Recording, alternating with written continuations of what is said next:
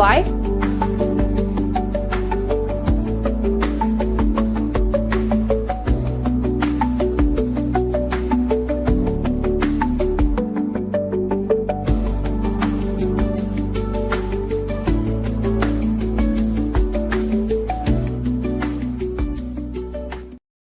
Hello, everybody. Hi. Are we here?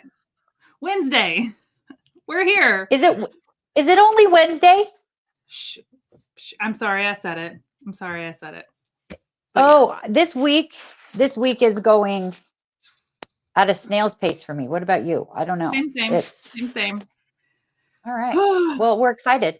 Thank you, everybody. We're excited to be here. It's Wednesday. Yes. And I'm Melody, and I am in the I'm in my home studio today, downstairs, and I'm really far behind on this project that we're working on today. I just love how you're trying to figure out where you are. I am.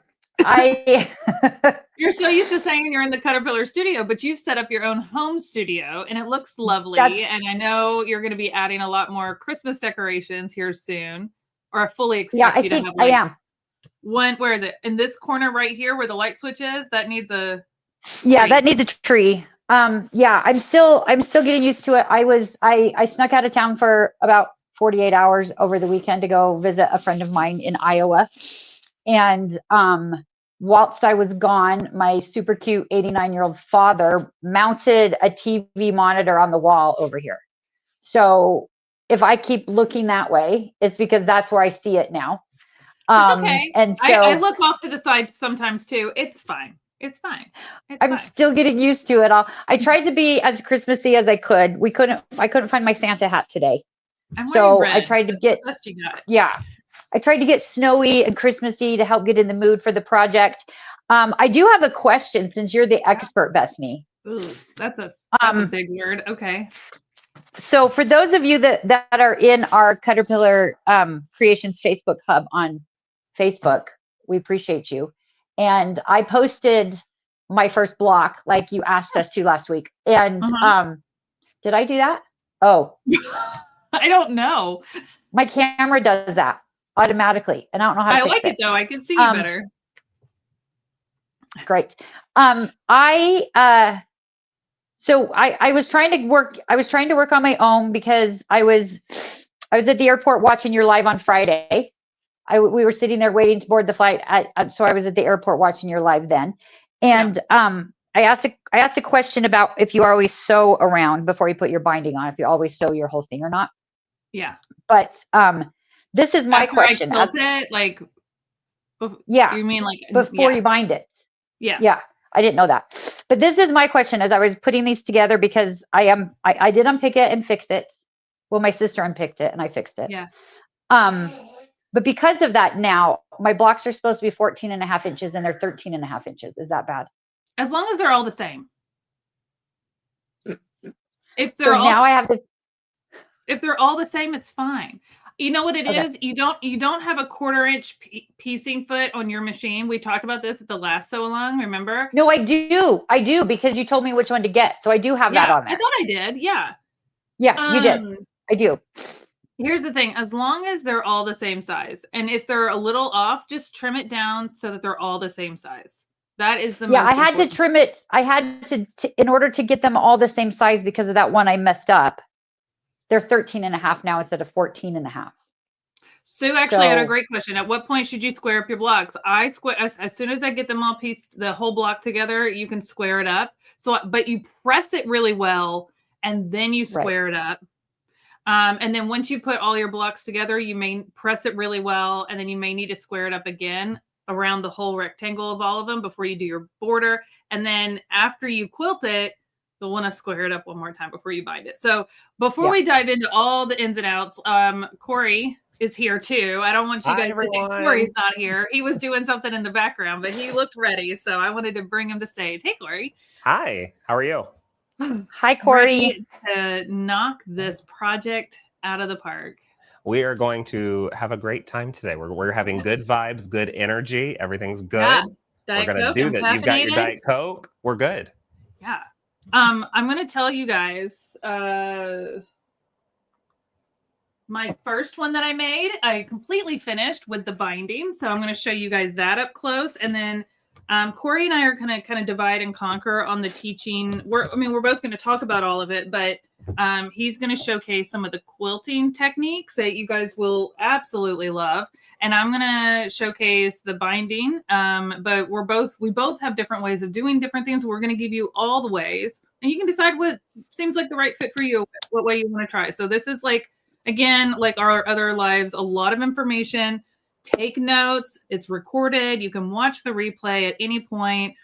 If you missed the first two sessions of this Sewalong, this is the third and final session. So we are finishing them up today. If you missed the first two, they are on our YouTube channel. If you go to the Nook and Notion YouTube channel, there's a playlist for live Sewalongs. And you'll see the three parts for the summer one. You'll see the 3 parts for this one. And any few November ones will be saved there too when we do those, which, by the way, over the weekend, we sold out of our November kit for the summertime. Yeah. Yeah. Congrats to those who grabbed it. Corey's going to join us for this one too. So if you grabbed it, awesome. We can't wait to sew this up with you. If you have not, if you did not get a chance to grab this, that's okay. You can still come. You're going to learn a lot. We're also going to be talking a lot about applique. So there's still so much that you're going to learn that you could apply to any project. As Melody was saying to our audience the other day when we were live, like if you find this kit somewhere else, you could still jump on our Sewalong and sew it up with us. It's totally fine. But we are sold out and we're not able to get more. So these are brand new from around the lake, just like our table runners. We got what we could. We are so excited that you love them and love doing these with us. So this is our next one. So we will have not just 1, but 2 Christmas projects done before Thanksgiving. What? I love Christmas before Thanksgiving. It's like my favorite thing. Yeah. So, Melody, we're still wrapping up our Fall Fest sale. So let's just talk about that real quick. And I'll let you kind of highlight that. Yes. So our Fall Fest, guys, ends Friday. And we've got don't make me that big. Whew, something happened. Sorry. This little camera, like we were doing the thing last week and the camera follows me and it has these weird signals that I did apparently. And I need to direct it. I don't know. I don't have a remote for it. It's just an automatic thing. So I have to go back into the settings and whatever, and then I'll lose you. So I apologize. I'm giant. Our Fall Fest ends on the 31st. It ends on Friday. So the special deals that we've got, the packages that we put together, the applique, the embroidery, the travel, the all-in, the sewing, and the paper crafting one, all of those end on Friday, midnight Mountain Time, because then the next day is November, guys. Like Saturday's November. So go check out the Fall Fest. Make sure you see all that stuff. The fat quarter bundle bags. I have mine right here. My fat quarter bundle bag. This is the one I have that has my thread as well as my fat quarter bundles in.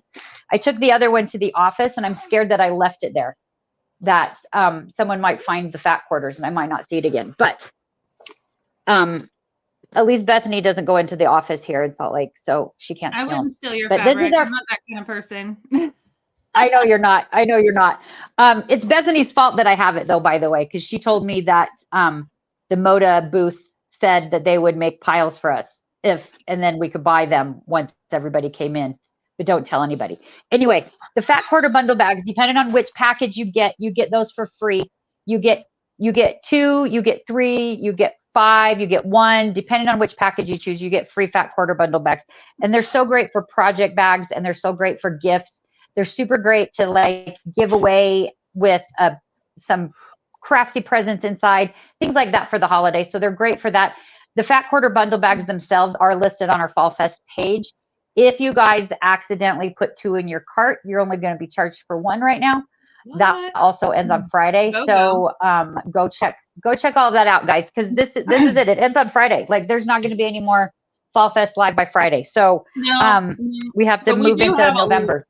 We do have a lot planned for November, for Black Friday, for Christmas. Like we've already planned through the rest of the year. So you guys have a lot to look forward to. If you think we haven't done enough lives lately, we're going to be live a lot in November and December. So Send us good vibes.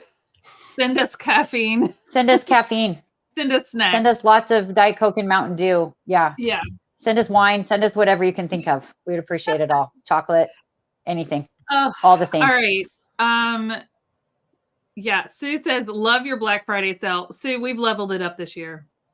Oh my gosh.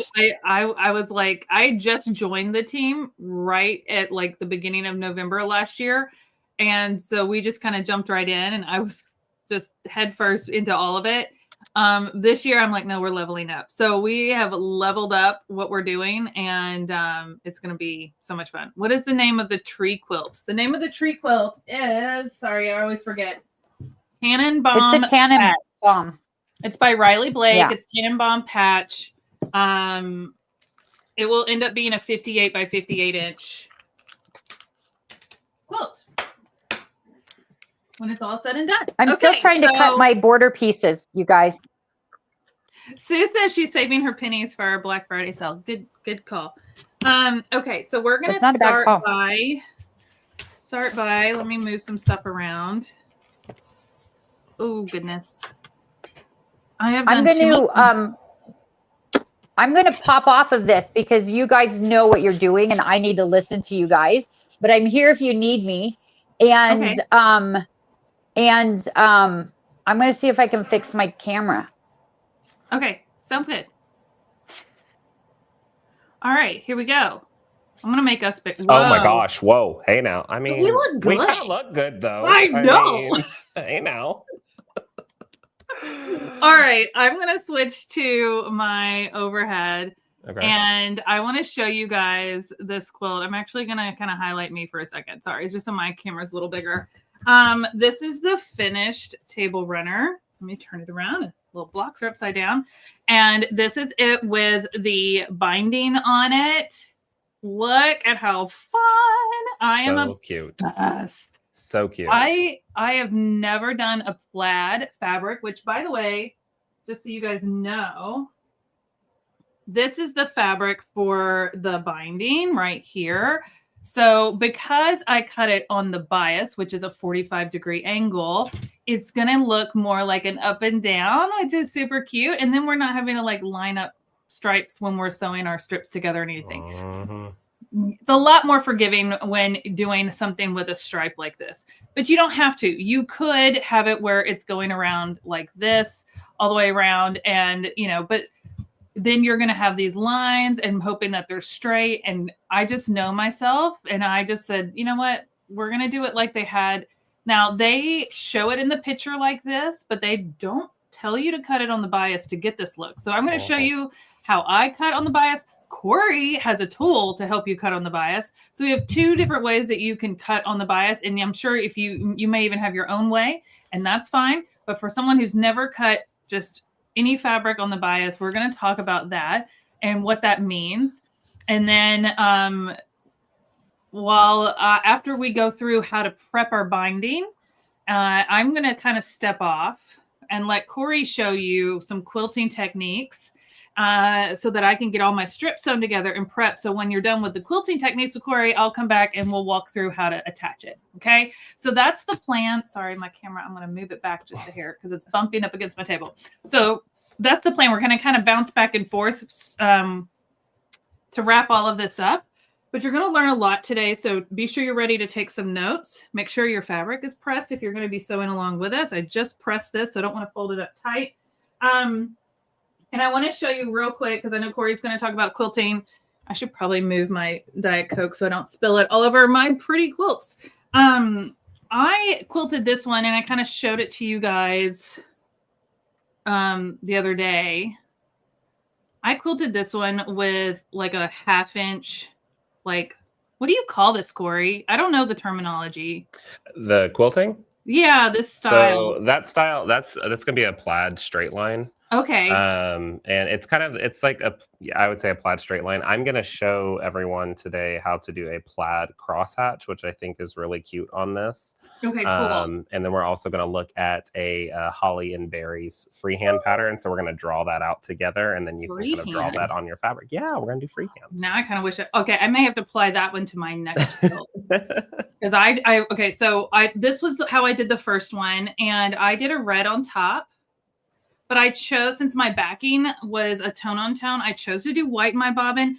If you look close, you can kind of see the red, but it's so subtle. And again, this is going to be the side that's on my table anyways. I could have done red, but it would have been so pronounced. And I just thought, well, let me just try it and see what it looks like. And I think it looks fine. But what's cool about it is I thought this style would look like ribbon wrapped around a present. Mm-hmm. So it was kind of giving me like Christmas vibes for that reason. So that's why I chose this style for the first one I did. Now for the second one that we've been sewing up together, throw that one on the floor. So for the second one, I did go ahead and quilt it because I'm going to show the binding today. So I wanted to go ahead and quilt it, but we're going to talk about how to make a quilt sandwich and everything before we get too far. But so it's quilted and trimmed up, but I did it a little differently. And I have to tell you, Corey, this was my first time using a clear thread. Aha. So it's there. You have a little texture, but it's not so pronounced. And I just did like a 3-inch. I don't even know if it was 3 inches. I just went through the centers of like I found the points and I just went straight through and did the same coming back across this way. Same here. And so I just did a really wide cross hatch. Yeah. And I did because the clear is so thin, and maybe this isn't the right thing to do, Corey. I make stuff up. Okay. I may not always follow the quilting rules, but I think everything can be done so many different ways. Yep. I put white in my bobbin because the clear is so thin. I wanted it to have a little stability.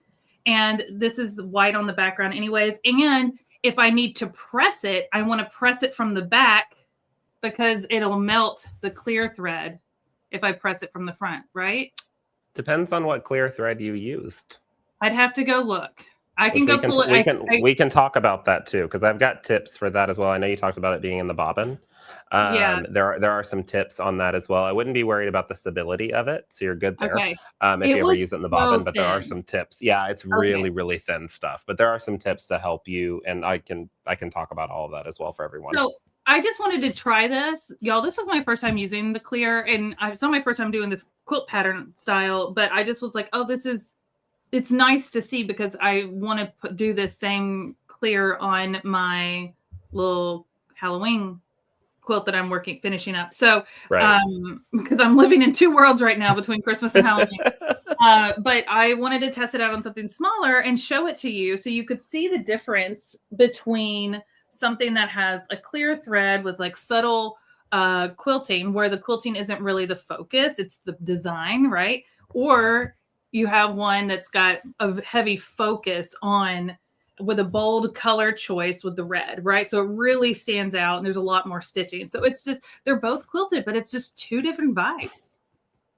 I love it. You did a great job. Thank you. Like when you zoom out, this one doesn't even look like it's quilted yet. Right.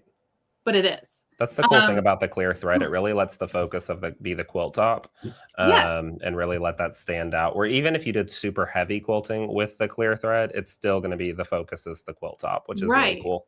Right. So where we left off last week, you should have made your quilt top with your binding. So you should have that. And I had told you that we would talk about making your quilt sandwich here, but we kind of talked about it a little bit on Friday as well. But making a quilt sandwich is taking the backing fabric, the batting that's in here, and the top and sandwiching them all together. So you want to make sure like this is really well pressed and this is really well pressed before you sandwich it so that there's no wrinkles, so you don't get any puckering. And then when you do this, you're going to find that your backing is going to be wider, and then your batting, and then your top. You'll see all of your layers. it shouldn't be cleaned edge like this. I cut it down after, I squared it up after I quilted it. So it's ready to bind.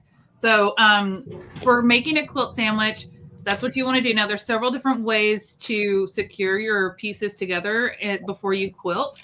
And so one of the more traditional ways is using the little bended safety pins. They're called quilting pins to secure, and you put a bunch of those all over. And that some people really love that method. You do have to take those out as you begin quilting as you go. Another method is to do a temporary spray based, which I like ODIF because it doesn't have an odor. And that's an option. But for this project, Corey, I used your fusible batting that I got from you. I was so excited. I was going to actually talk to that about it. We'll talk with that for everybody. I used it on both, and it was so easy. So you have it's an 80-20 Hobbs. Yeah. So I'll go overhead if you want to flip. And I'll kind of show them the process of that. Yeah. Okay. So let's make our quilt sandwich, and then we'll cut our binding and do that, and then we'll come back to actually quilting. Okay, works for me. So the batting that Bethany is talking about, it is the Hobbs Heirloom 80-20, and it's the fusible batting. Now, this is one that a lot of people don't really know about, and I think it's personally slept on. It's so slept on, especially for like small projects. It's fantastic. Yes. For small projects, for Quilt As You Go, I use it for all my Quilt As You Go. And what's really great about this is the fusing medium, it's a double-sided fusible. So what I mean by that is on both sides of the batting is that temporary fusing medium. And what's fantastic about it is when you cut your backing, and I've got these in blocks because I'm doing my runner a little bit differently than the traditional way that it's done in the pattern, because that's just how I do. So when you've got your pieces set up, if this is a full quilt or just a block, or even if it's just your little table runner, you'll take your backing fabric with the pretty side down, and then you're going to take your cut piece of the fusible batting if you're doing this block by block, or if you're laying this out and doing the full quilt, you'll leave the full piece. What I really like about the Hobbs fusible is majority of battings are made to be one single sheet as they go into the quilt, as we know. But with the Hobbs fusible, this is the only one I found on the market that I can cut this into multiple squares, strips, whatever. And whenever I put this into my quilt block sandwich to quilt on my sewing machine, there's no stretch or distortion with this, which is a really big deal whenever we're squaring up our blocks. Do you think that's because of the fusible adhesive that it's got on it to kind of stabilize it? Because a lot of battings do want to stretch. Correct. Yeah, I think it has a little bit to do with that. However, there are I've tried other fusible battings as well. And there's just something about the way the Hobbs is blended together that it doesn't move, even with the fusing medium. So it's really great. So I'll lay that on, and then I'll grab my square, and because it's Bethany, I'm using the pink deer one. Nice. Right here. My favorite. And I'll lay that on. Now, the fusing medium in this batting, it is a water-soluble fusing medium. So the big thing to remember about this is whenever we're going in to press these layers together, you're going to have no steam on your iron. If you have one of those Laura Stars, don't press the steam button. But you're going to grab your iron, and you're just going to press and hold. And it's not an ironing, it's just a press and hold. And you're going to hold it for about 7 to 10 seconds in each section. And what that's going to do is activate the fusing medium. So it's going to fuse the layers together. The fusing medium also, and I know Bethany can attest to this, it's not going to gunk up your needle or harm your machine or harm the fabric, which I think is really great. And this is just going to lock those layers together. And once it cools down, you're ready to start stitching with it. And it's going to stay that way until you either pull the layers apart or you bind it and you wash it. Now, we talked about it being a water-soluble fusing medium. What you're seeing right here is as I'm pressing, that fusing science is taking place, and it's locking to the layers. But if I pick this up right now and show you guys on camera, it makes it ultra thin, like super duper thin. Okay. Sandra, you got a great question. Should I start in the center and work my way out? You can. I start at the top and work my way down. You can start in the center and work your way out. You just want everything nice and flat, and then you can just press as you go. So it makes that whole sandwich really, really flat. So if you're doing a lot of quilting on your sewing machine, which is for this table runner, that's what I'm going to end up doing once we're done. That's really great to get under the foot of your machine really easily when it's nice and flat. But the benefit of this is once you have this whole thing quilted up and you have this bound and you're ready to go, once you bind it, you can toss this in the washer if you would like. And remember that fusing medium is water soluble. So that fusing medium is just going to disappear. I don't know the science behind it. I'm not in the R&D department at Hobbs, but they're doing it right.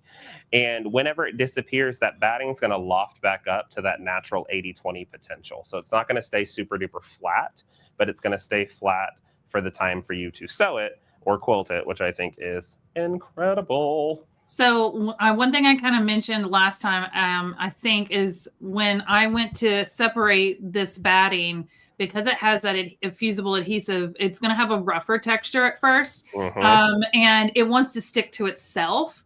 And I thought I had opened the roll up all the way, and I hadn't. There was like still another fold, and I had to separate it again. And I was like, okay, so it's really cool. But just make sure. Now you could obviously do double layers if you wanted to, but for like small projects, wall hangings, table runners, things like that, you don't need it to be super lofty. But see how it's sticking together? But that's just because of that fuse. But it's not stuck together. You just kind of have to peel it apart. Yep, you just have to peel it apart. You're not going to harm it by peeling it apart like this. You can see I'm being a little rough with it. You're not going to harm it, but yes, double check that you are on a single layer if you only want one layer. But you can even see how thin it is on camera, and that is by design. But once you wash it, once it's in the quilt and bound, once you wash it, that fusing medium disappears, and it's going to loft back up to that natural 80-20, which I think is so incredible. Sue had a question. She said, should you start pressing in the center of the block and work your way out? Or because you started in the corner? Yeah, I just kind of go with my heart on that. I just kind of work with whatever direction I want to. Yeah.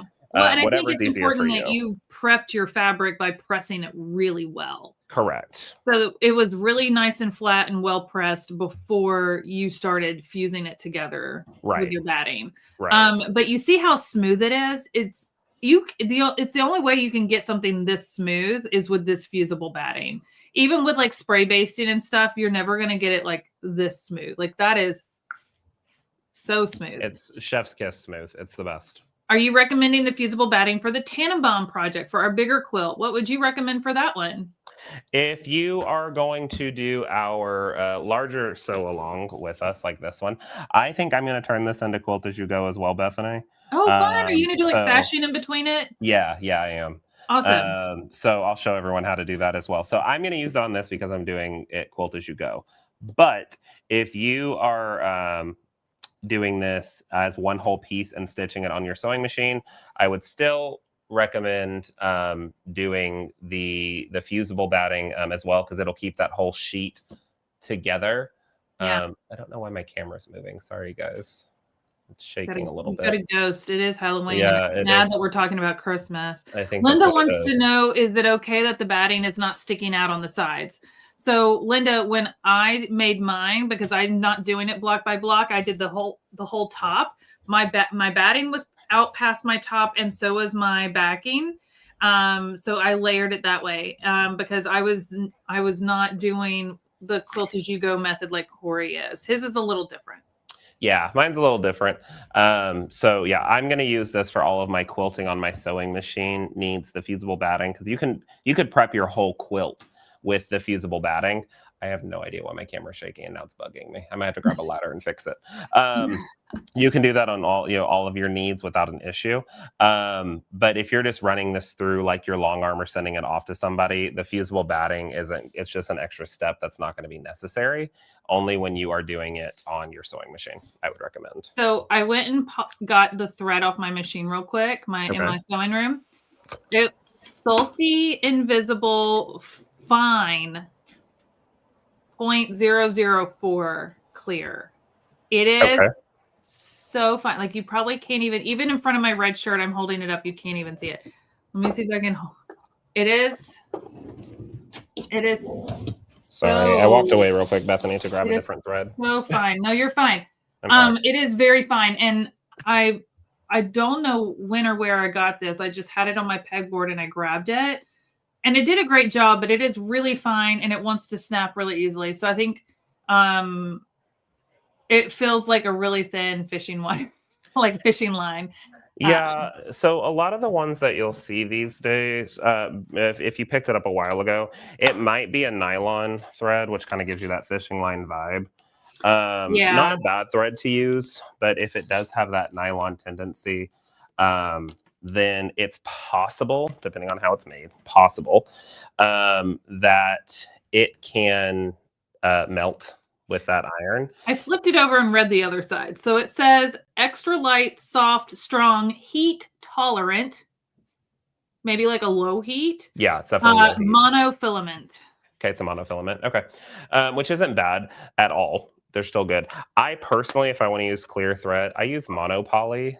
So it's a clear polyester thread that is clear. Okay, the camera's still shaking. I'm gonna fix it, Bethany, I promise. It's okay, it's fine. So it is a clear thread that is a polyester as well. So this is great with heat as well. So it's not like gonna melt with your iron. It's not gonna melt in the dryer or anything like that. Okay, good. So Louise wants to know, so quilt as you go, you do the batting and the quilt per block? yes. Mm-hmm. Yeah, so quilt as you go, you're going to end up looking at a quilt and breaking it down block by block. So you'll be able to find certain points in the quilt where you can turn it to sashings or different things like that. Even if they are pieced, we have templates here at Linda's that are called piece sashing templates for quilt as you go. It just takes extra fabric to do it. But like I've turned this one into a block by block piece, and I'm going to quilt one block at a time and then put them together with the sashing portion. If we have time today, I'll show people how to do that if you want. That would be awesome. I am going to jump right into showing how to do binding. So we're going to go ahead and cut and prep the binding. And then Corey's going to show you how to quilt it. We'll talk about different ways to quilt it. So that way, while he's showing you that, I can piece together my binding strips because I need to show you how to cut them first. And then when we're done with the quilting, I'll come back and we'll walk through binding. And then you'll be done and ready to finish up your own project. So I'm going to switch to my overhead. And Corey has a different method for doing cutting your words are hard today. Cutting your bias strip, cutting your binding strips on the bias. So making your own bias strips. And he has a tool, but I'm going to show you the only way I've ever done it because there's so many different ways. And I'm going to show you the way that I've done it because I learned, like a lot of us here, from YouTube University. Eric's going to drop a link in the chat if you want to save this for later and you want to try this method. This is how I've done it. And it's Crafty Patty on YouTube. She shows how to fold the fabric a certain way. This video is 6 years old. I have saved it. And every time I need to cut on the bias, this has been my method. Because I can cut yardage. I can cut small pieces like this. And her folding method really is like a quick way to do it. I'm sure Corey's got a faster way, but this is how I've always done it. So he's going to drop that. Crafty Patty doesn't know me. I just really have I've probably watched her video hundreds of times. So when you have your fabric laid out, and I'm going to do my best to showcase this as best I can. Let me make sure I'm zoomed out. I am. Okay. So when you have your fabric right side down, wrong side up, you're going to start on the left-hand side. I know you can't see all the extra fabric that's over here, but it's there. Okay. Start on the left-hand side, and we're going to fold up to the top at an angle. So the reason it's cut on the bias is we're getting that 45-degree angle, okay? So I have my 45-degree angle here. Because I have this angle, if you test it, you've got a little stretch here. Compared to going with the grain, there's no stretch. Okay, so I've got my 45-degree angle, but this is still kind of big for me to cut. I want to cut all my strips at once. So I'm going to bring the top down to this bottom corner. All about the fold. So you're going to have a single fold here, and now you're going to have 2 folds here. And you will be able to watch this replay, or you can just go watch Crafty Patty do it probably better than me. All right, so now I've got this fun little triangle, but I still have all of this other fabric that I want to like get into my to cut. So what I do from here, I've got my little point here. I'm going to grab my point and bring it to the top. So I'm squaring it up and I've got all this tail down here.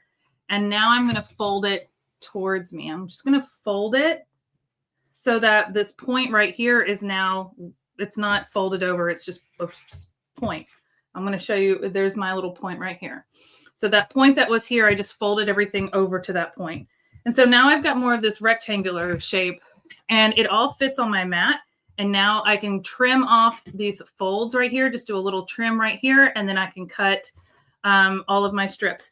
And I'm going to look at our instructions because it's been a hot minute since I cut the last strip. So I just want to make sure I'm cutting them the right width. I'm pretty sure it's 2.5. 2.5? 2.5? 2.5 inch wide. Okay. Now it says 4 strips of 2.5 inch wide, but because we're cutting on the bias, you're going to need more.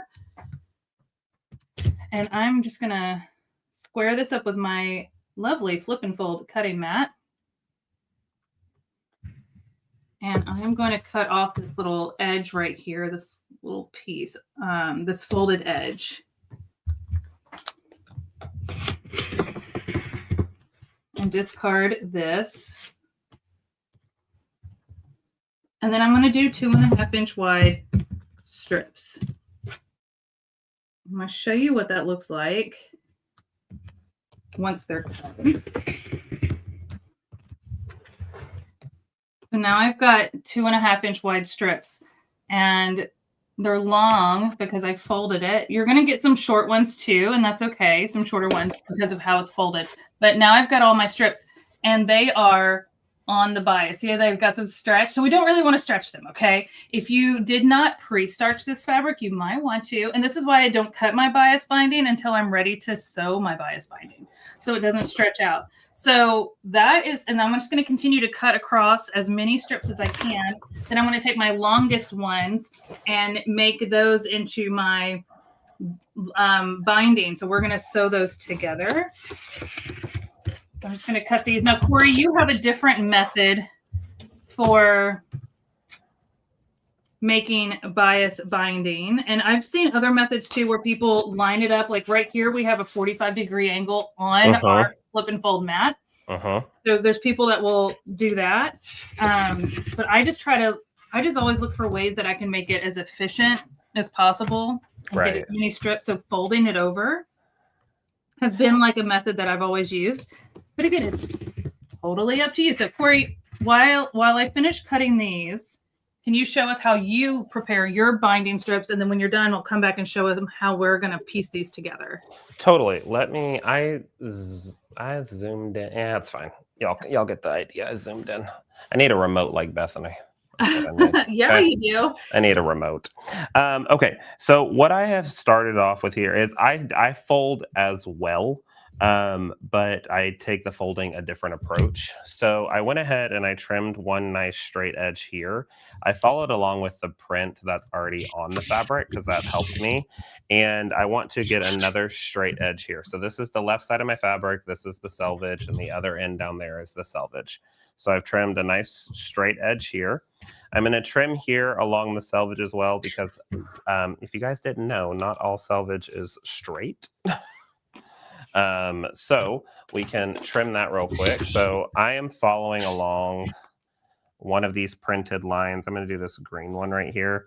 And I'm just going to get this nice and straight. And I'm following the print because I want these to stay nice and diagonal whenever we do our fun binding.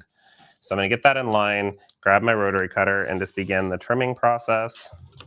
And I'm going to trim all the way down that line, being sure just to check wherever those are and trim again. Okay, so lay that back the way it was.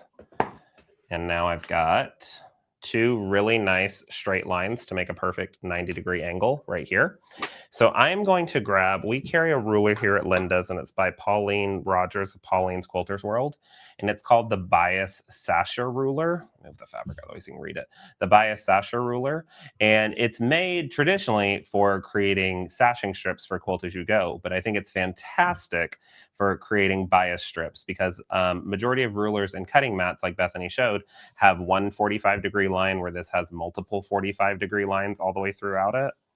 So if I take my fabric, and right now is open, we still have that fold. I'm sorry, we don't have that fold. We just have those nice straight cuts. And I'm going to take that ruler and I'm going to line up those 45-degree lines, one here and then one down here on the bottom. So I know I've got a perfect 90-degree angle and a perfect 45-degree cut all the way through. I'm going to hold that in place. I use, when I'm cutting bias strips, I use a smaller rotary cutter. So I like the 28 millimeter. The smaller the blade, the smaller the rotation, meaning the smaller the distortion in the fabric. So having a smaller rotary cutter for something like this is kind of helpful, but you can still use a 45 or a 60, whatever you're comfortable with. So I'm going to cut that off. And I can still use this little square for something else. It's not considered waste, but I've got that here. And that is now my true 45-degree bias edge on my fabric. So on this ruler, there are different cut lines. So you've got 1/4, 1/2 inch, 1 inch, 1.5 inches, 2, 2 1/4, 2 1/2, all the way through. And Bethany, we're doing 2 1/2 on this. Is that right? Correct. Okay, 2 1/2. So I'm going to line this up on the 2 1/2 inch line. That's right here. So if I lay this back and get this in alignment, get it where y'all can see it right there. Line up that 2 1/2 inch line with the 45-degree line that I cut here. And then I'm also going to use one of my vertical lines on the ruler to make sure that's lined up. So I know this is perfectly straight and it's on the bias. It's hanging off a little bit here on the edge. We're going to talk about that in a second, but I can just quickly cut backwards on that without a problem and then cut towards. And that's going to be one of my strips right there for my bias. Now, as we get longer in the process, what we're going to do here is that cut edge that we already made earlier. This was the cut edge I had before. I'm going to take this bottom piece and fold this straight edge to the straight edge up here. So I'm going to fold it just like this. Get that in alignment, straight edge to straight edge. That's your 45-degree angle that we cut originally, and then these are your two straights.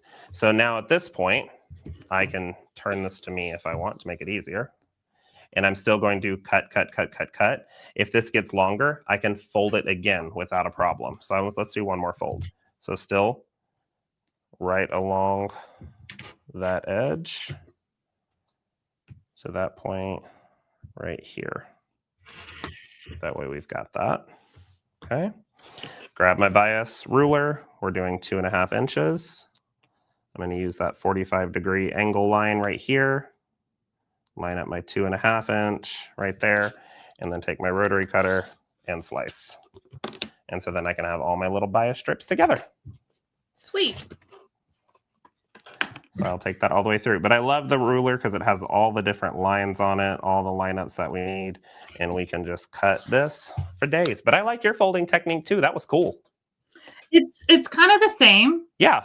It's all about setting yourself up for success to make sure that you are cutting on the bias, meaning you're cutting at a cross angle to the grain. So typically when you make binding that's cut on the bias, it's because you're maybe going around a curve. So if you're doing a scalloped edge binding, or if you're putting binding around like the bottom of a quilt coat and you've got a curved hem, or you're putting binding on something that's got some stretch. That's when you're doing that kind of, you need some stretch in your binding so that it can go around curves and things. Right. While we don't need it to go around curves, we wanted to get the plaid look at this like diagonal shape. And so in order to do that with this print, it is being cut on the binding or on the bias. So you get to kind of learn like, hey, just because we're putting this on something that's rectangular doesn't mean that we have to use regular binding. We can cut on the bias. You just want to make sure that you're prepping it like right before you use it, so it doesn't continue to get like stretched out and warped, because now it is cut on that bias and it's going to want to stretch. Okay. Right. So question, when folding the fabric to cut in an angle, can you press with the iron for it to be more flat and precise? I mean, you could, but you can, yeah.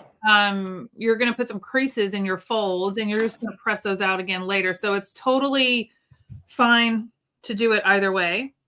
So what I did, if you were watching my tiny little camera in the corner, is I just cut off the angles on the end so that we can be prepped to piece them together. I chose to cut off my angles. It just makes it a little easier for me. It makes the math better. It makes the math a little better. So I'm going to switch over to a different camera real quick. Whew, y'all. I'm going to move this out of the way. I am in some pain today. So if I just disappear, it's because I'm hurting. But I'm sorry. It's okay. I'm sending you good vibes, though. I appreciate it. I am breathing through it, but it comes in waves.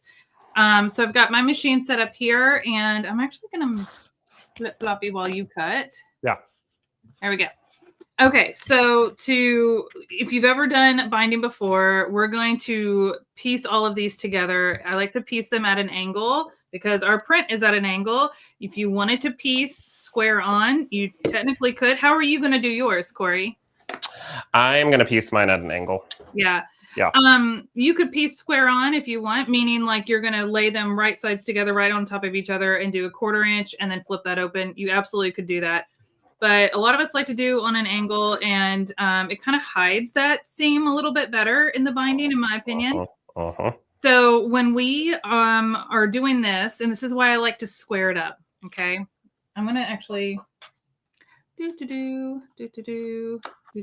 whoop, wrong way. Sorry. That was not the zoom in button. Y'all, it's been a day. It's been a week. Okay. So I've got my first piece laid out here. This is a lot easier with an extension table on, but I don't have the space for it today. So we've got our first piece laid up here. I've got my second piece. I'm going to put it right sides together and line this up just like this. And I'm going to stitch from this top corner, where you can see this top corner right here. I'm going to stitch from here to the bottom corner, which is right here. If it's easier for you to draw that line before you stitch, please do so. Take your time. But since I'm stitching at this angle, once I get everything placed, I'm going to rotate it so it stitches straight through my machine. Where's my presser foot? My presser foot across the room. Here we go. Oh my gosh. You might need that. I might. I just might.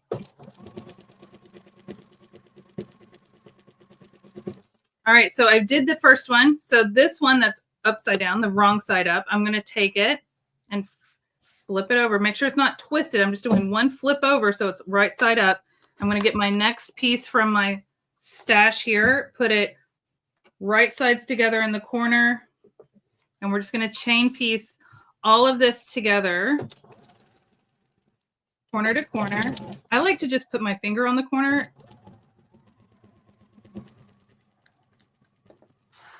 And we're going to continue to work through all of these. When you're done, we're going to trim off the excess triangle. So we leave a 1/4 inch seam allowance, and we'll press do you press your seams open, Corey? I do. You're such a good person. I do not. I was waiting for you to say that you press it to the side. I always do. Anything that's faster. At the end of the day, no one's looking under the hood, so it doesn't matter to me. I pick my battles, and that's not one of them. And that's not one of them. That's fine. It's not. There's a time and a place, like when you get a bunch of seams in a block, but sometimes I'm just like, meh. It's personal preference, totally. But I do admire people who take the time to do it. So I'm just going to keep chaining these. And then while I work on this, Corey's going to talk about quilting. Do you mess with the stripes when attaching the strips, or do they just fall into place? Louise, people who have the time to do that are magical people. But let me just tell you something. Let me just show you something. Can you tell me where my seams are on my binding? I can't even tell you where they are. In the grand scheme of things, I don't even see my seams. Here's one. Here's a seam right here. And it's fine. It's so busy. It's really hard to tell. I'm trying to find another one because I know there's quite a few. Okay, here's another one where the green and green meet. It just happens to work out. If it's red and green that meet, that's okay because it's red and green all the way around. It's going to blend in. Like even I'm looking at it and having a hard time finding my seams. So I think it's going to be just fine. And I'm not too worried about it. And that's the joy of doing that on the bias where we're getting this zigzag, because if we were doing it where it was straight on like a plaid, yes, it would be way more obvious, right? But when you cut on the bias, then it makes it a lot more forgiving. Plus we have all this busy print too. So it just kind of blends in with the scenery. So I wouldn't worry too much about that. But again, it would be really hard to do with it cut on the bias. And we only have so much fabric. So I'm going to keep sewing. And Corey is going to talk about his quilt as you go method and some fun quilting methods, because I already showed mine. So you don't need to see mine again. Okay. So I want to take you guys through a plaid crosshatch. So this is what the end all look is going to be like. This is one of my class samples for my class in Michigan next week. So you guys get to see it before anybody else does. But what we're going to do is I like to create a grid to do my cross hatching. So I am going to use, we have these stencils here at Linda's. They're called Designs with Line stencils. Okay. And they all have labels on them. This is the 2-inch line marking one. And the labels, whenever you're creating these, it's going to be label side down. So I'm going to flip the label down on this and get this in alignment with what I need to get my lines on. And they are going to go on with pounce powder.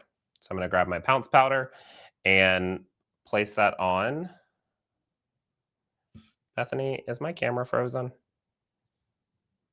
It is. It is. Okay, let's see what's going on with that. And you have links to the products that you're using, so Corey can share those in the chat. And while you're looking at that, Linda wants to know if you ever come to Pennsylvania.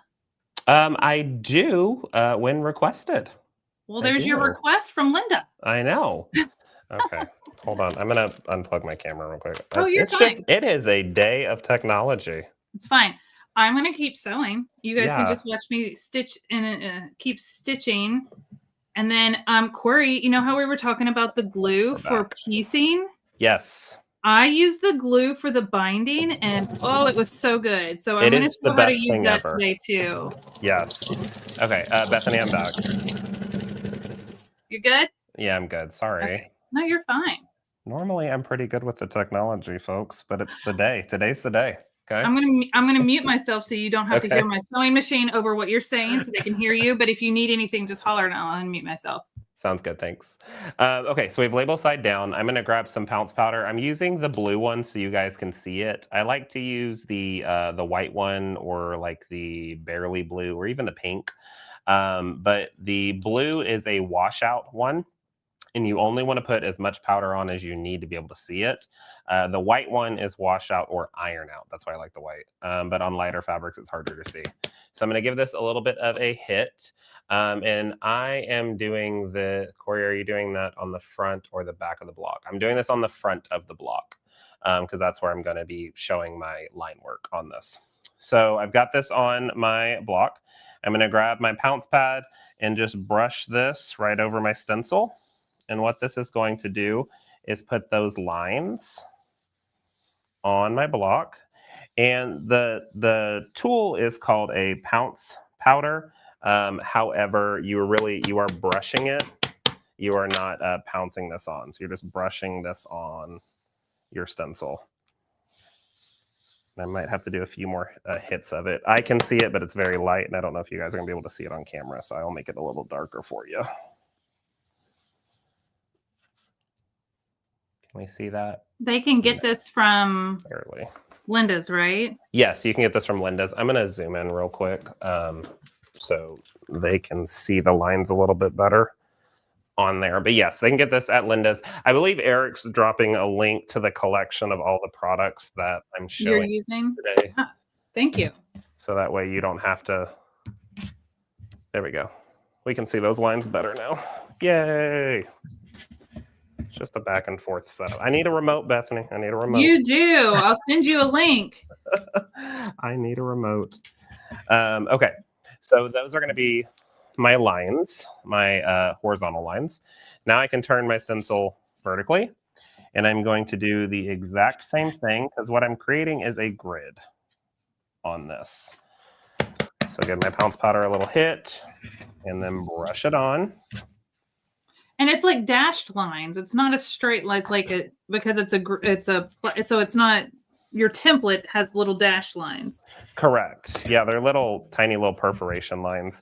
But that's what's going to give me a good grid mark on here.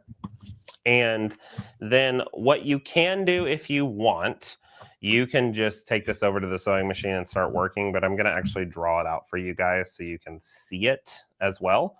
And I'm using the Bohin fabric marking pencil for this, and I've got the gray lead in here, so I can see this on the darker colors.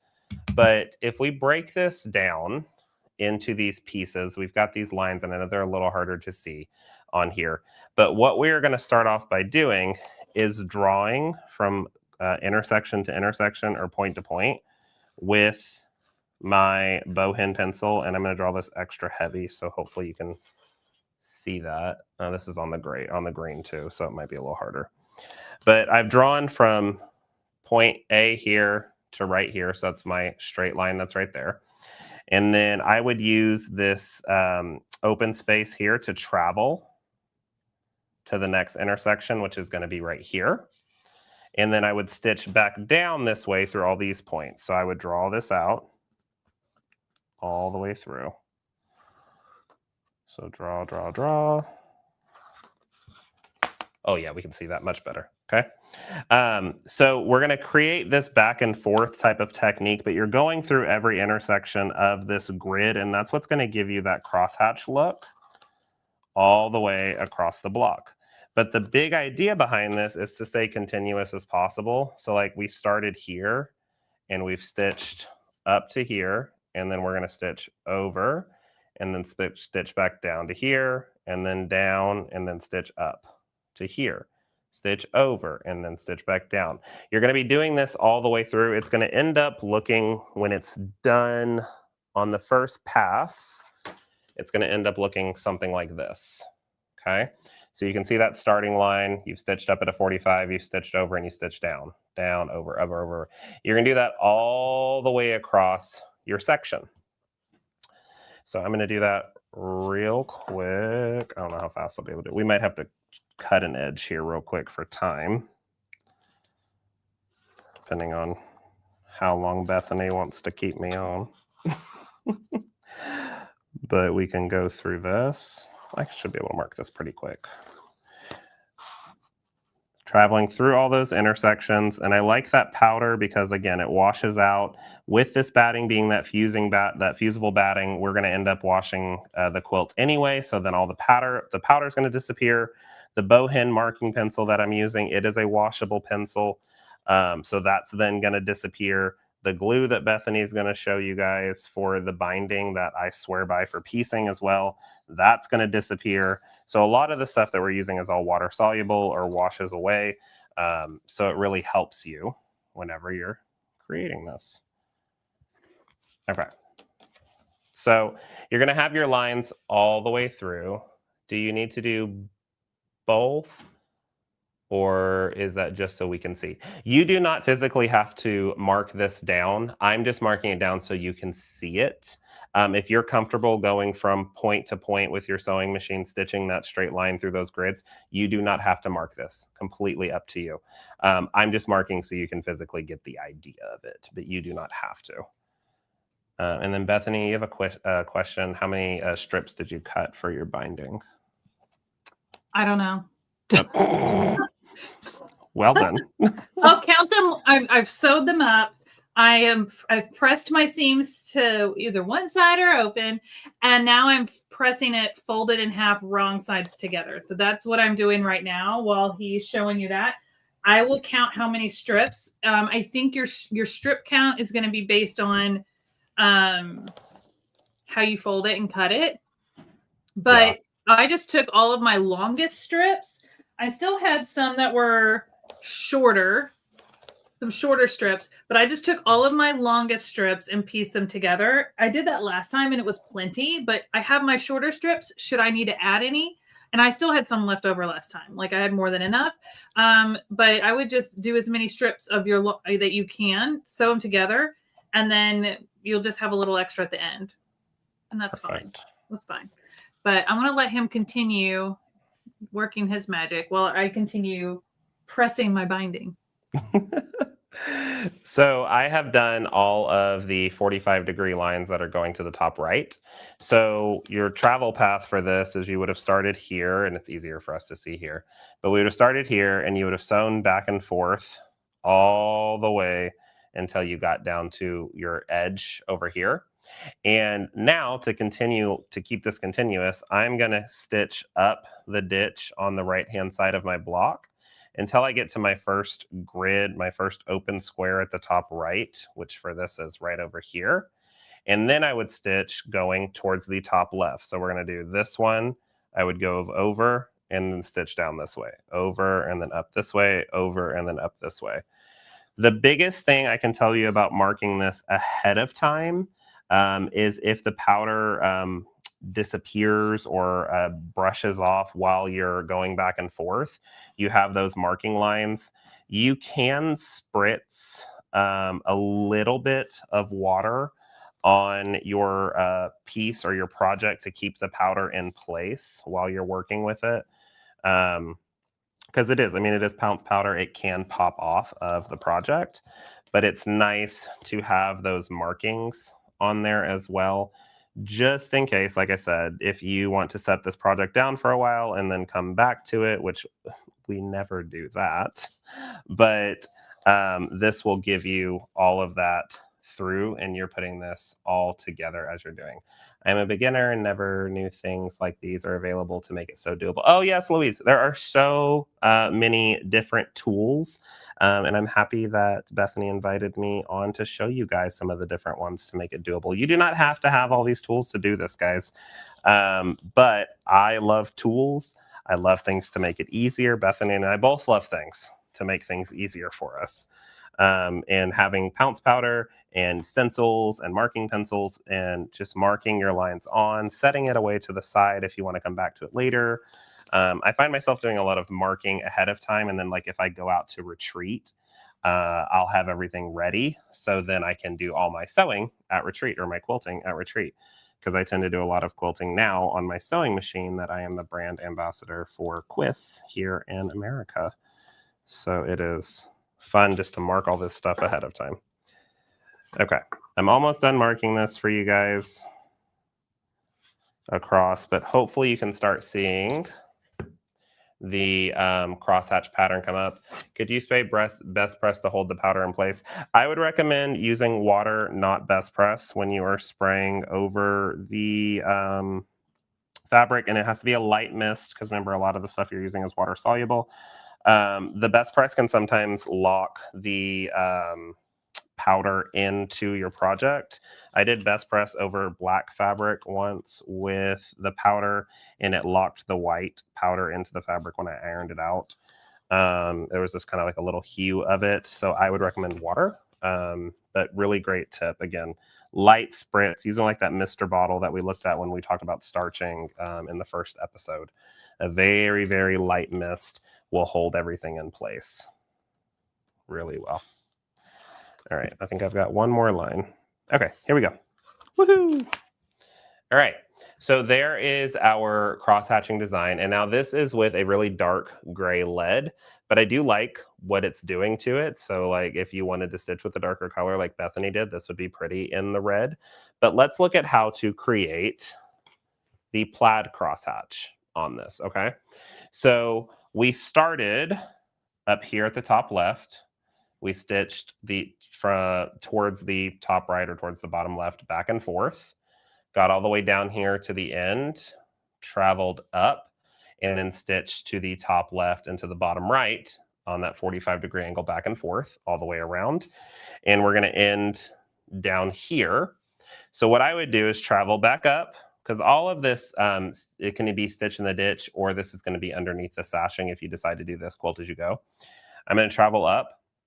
And then what I recommend doing is, since you already have your first stitched line, use a 1/4 inch foot on your machine, or use like the side of your foot to do your gauging, but just follow along the side of that line, either side, and you can create that plaid crosshatch really easily. You're going to do the same stitching method, so it's still the same direction back and forth.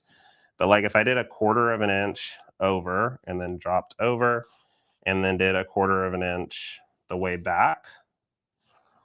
Let me show you what you're going to start getting. So you're going to start getting that plaid crosshatch effect. My biggest tip on this is make sure you're always staying on the same side of the line. What I mean by that is, as I'm drawing this, you can see I've always done it on the right side of the first line that we either stitched or drew. It's going to be that way all the way down to keep consistency. If you go on both sides of the line, it's going to have one plaid smaller and one plaid larger. If you want that look, go for it. I'm not telling you what to do on that, but to keep it consistent and all the way through, whatever you're doing, make sure you keep that all the way through this piece. And while Bethany shows you guys binding, I will take this over to my machine and I will stitch it really quick so you can see what that's going to look like. Bethany, should I do the clear thread? Should probably do the clear thread. That'd be kind of cool. Whatever you want to do. Whatever you got handy. You know I've got plenty of thread handy. What's funny is, as we've been live, I have left this room twice to go get something. That's fine. From my sewing room at the other end of my... I hear you. You know how many times I leave my studio to go get stuff downstairs? It has been a day. Okay, I have a question for you. When you're doing your binding, do you start on the back and flip to the front? No, I start on the front and flip to the back. Can I ask why? So I can do a stitch in the ditch on the front, so it hides it. So hold on. I'll show you right now. So you're saying you stitch on the front, you flip it to the back, but you stitch it from the front again? Correct. But how do you know you're catching it on the back every time? Girl, that's the glue. The glue is life. Get it. You what? I get it. Okay, I get it. You get it? Okay.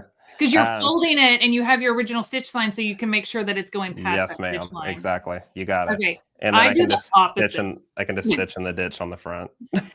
I do the opposite because I never felt like I was, but I don't know. I've always just done the opposite.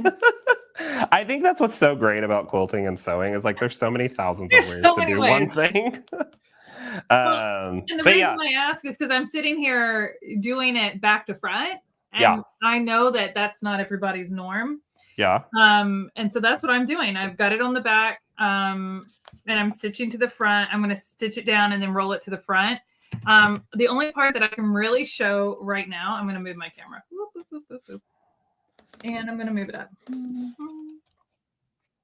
Is how much of a tail do you leave before you start? Start your binding? Is it just kind of eyeball it?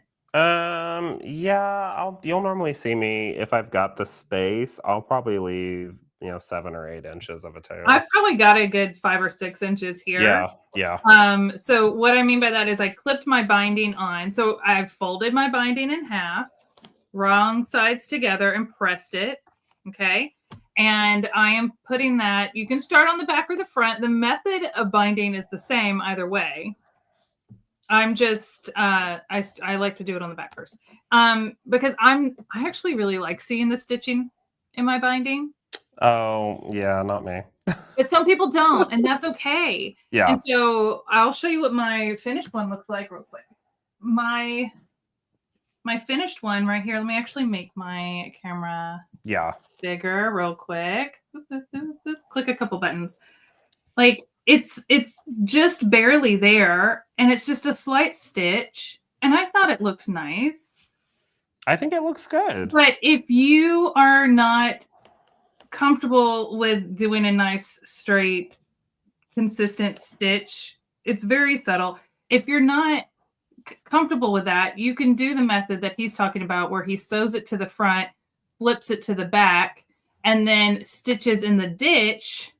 And then where you see my stitch here, you would see it on the back here. Instead, you don't see it on the back, the stitch. So it's personal preference. I've even done quilting where I've done a decorative stitch along my binding because I just love the stitches. Yep.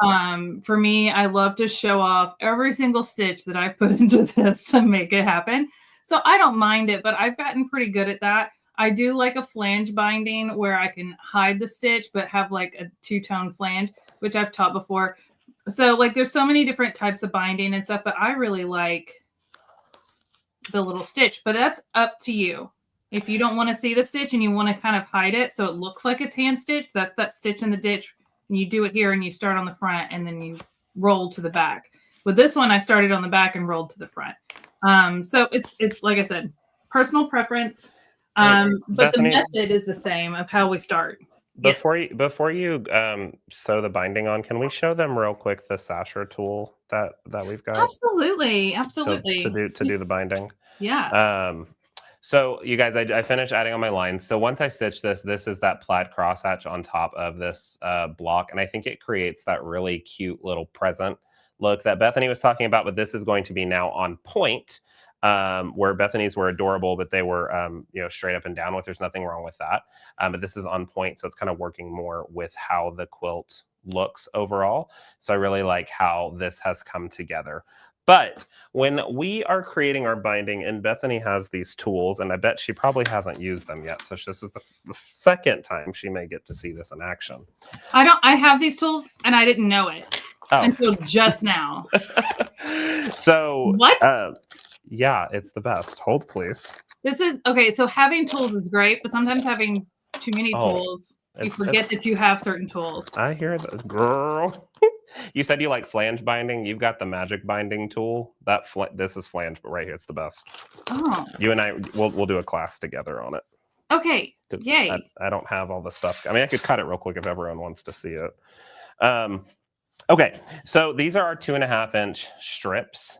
And with the 2.5-inch strip, if I fold this in half, that is now going to be an 1.25-inch strip. Which is a great size. And we have these sasher tools here at Linda's. Another thing from Pauline's. The sasher tools were originally designed for creating the sashing to go for your quilt as you go quilt. But I love to use the sasher tools for my binding as well. And I've got the mini sasher tool collection linked for you guys. And it's both the 1.125 and an 1.25. But the size width of strip that you cut for these tools is double whatever the tool says. So with that being said, this strip is this is a 2.5-inch wide strip. So I'm going to use the 1.25-inch sasher tool for it. Okay. So if I take my strip and I fold that in half and I grab my hot iron and press the beginning portion of this, good press right there at the beginning. It's going to give me a nice flat crisp edge. I can take my 1.25-inch sasher tool and I'm going to feed it through the bottom of the left side of the tool when I'm looking at the tool. Pull that through and then feed it down through from the top to the bottom. And it's going to sit right over just like this. I'm going to grab myself a pin and pin it into the fabric to keep that in place so it doesn't move. And then I can take my iron and kind of help this along, but take my iron and then just press right along this edge. And it's going to fold and press this down for me, giving me a really nice sharp edge. but it's also taking a little bit of extra tension out of my pressing, so I'm not pushing too hard and skewing my bias out of place, but it's giving me a nice, beautiful edge. And you can do that all the way down your ironing surface. If you've got a small ironing surface like I do right now, just move your pin out every 10 or so inches, shift that pin down into here, into the next section, and then continue your way through.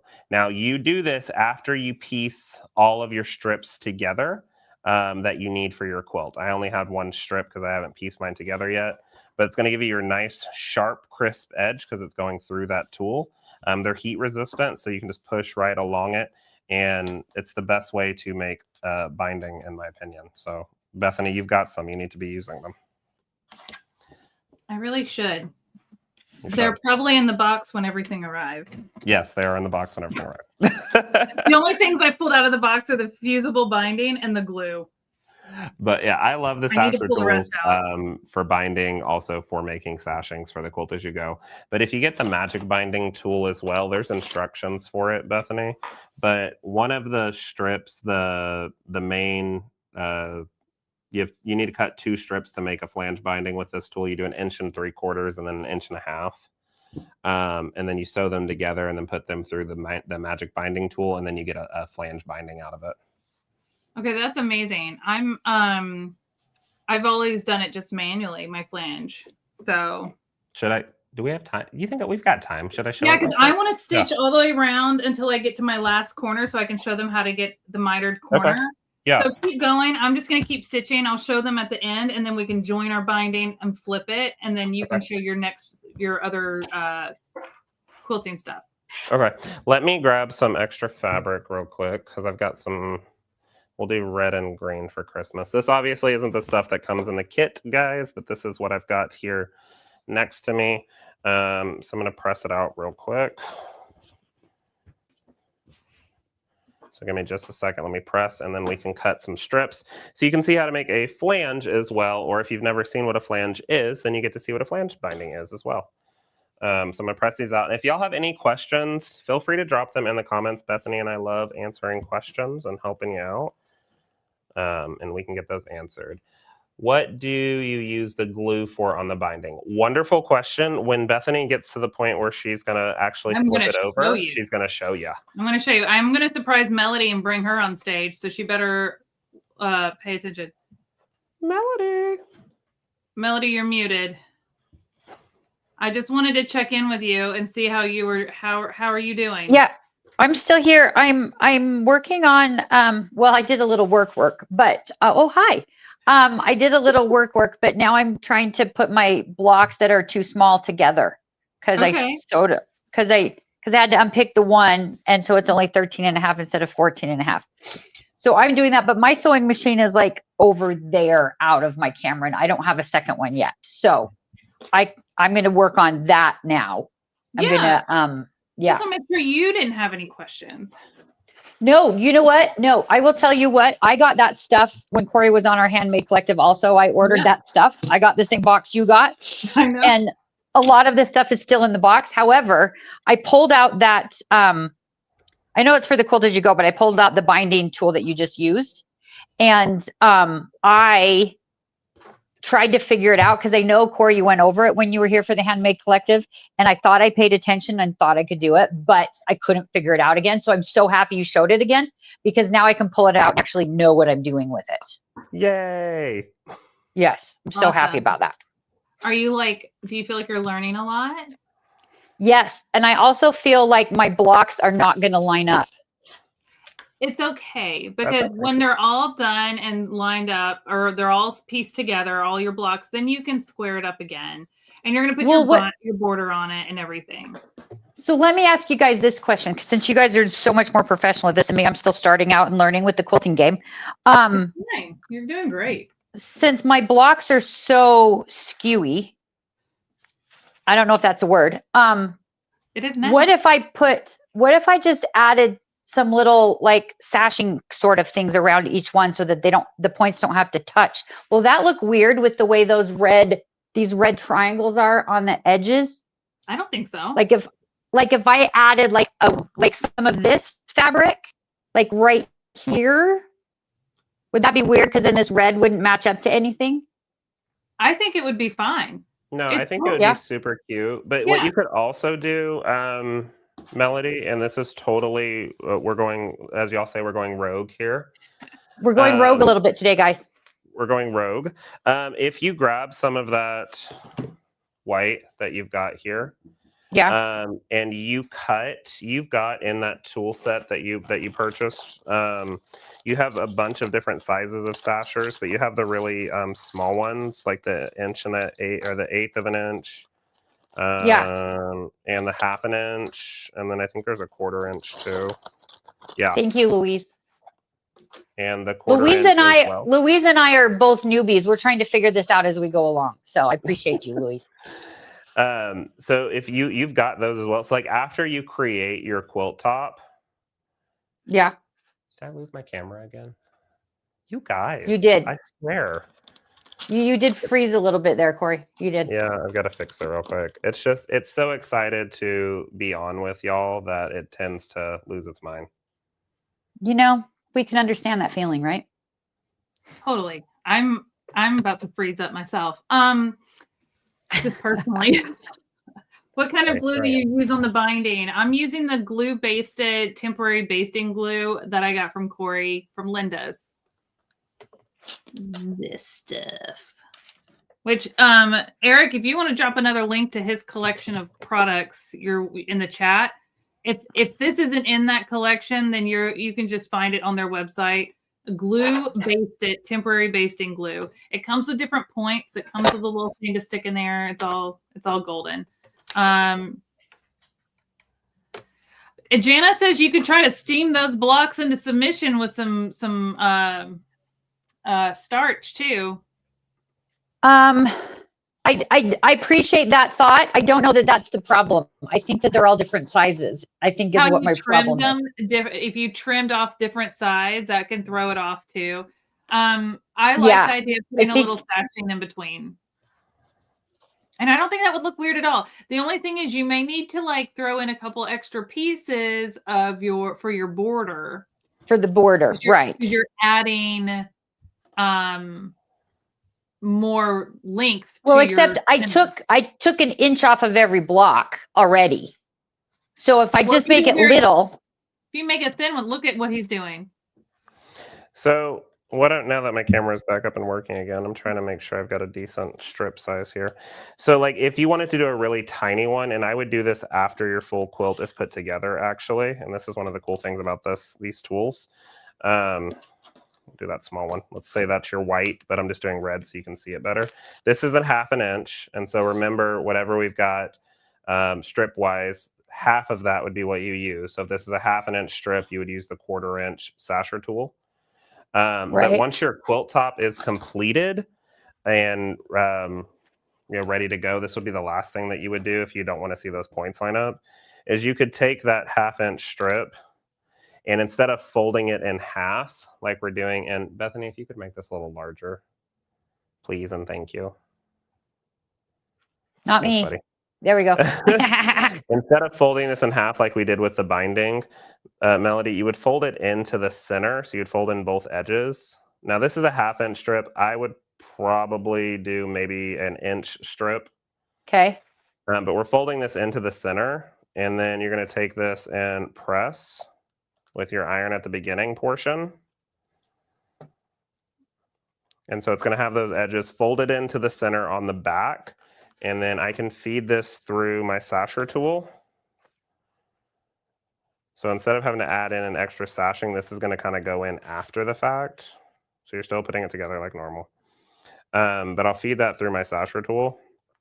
And then if I take that piece, once I get this on there we go. If I take that section and I pin that into my ironing surface and I iron with it,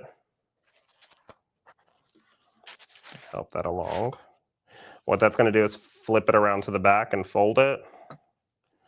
So then you also got the clear thread in that little kit that you got, and you got the glue. Yes, I do. So you could take that now. section I used there. the clear thread to fix the bridesmaid's dress for a friend of mine. So you could take that section now, it's folded on the back, and you could glue that in place over the seam line between your blocks. And then you could just stitch that down on both sides with the clear thread, and it has this little fun accent piece that's going to go around and hide that seam. So I think it's kind of like what Jana just suggested as well, right? Because she just said you could sew them together and then hide the seam with a little rickrack, but what you're doing is making your own kind of, Same right? idea. Yeah, same idea. Okay. Yeah. So this is just, you're using that tool to create it, and then you just glue it in place over that seam, and then sew with that clear thread on both sides, right on the inside of it, right on the edge of top stitch. And then that can be used to go right around that section to create a fun one to hide it. Or maybe mine will just be crooked.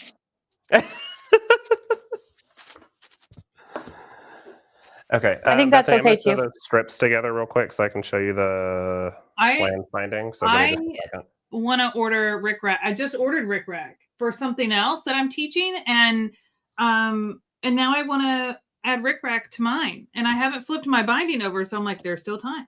There's still time. So Linda said, so it would be kind of like applique. Yes, Linda, exactly. Yep. Yeah. It would be super cute. Add some texture to it. I'm actually at the corner of my binding. So if you want to show the flange, and then I'll do the around the corner, and then but Melody, we just wanted to check in with you real quick and see how you were holding up. I'm doing good. You guys go back to teaching me stuff. All right. I'm going to take it back off. Hey, Bethany, I'm going to go over to my machine and stitch these real quick. So if you want to show them turning the corner, I'll be right back. Okay, cool. Okay. Switch my camera.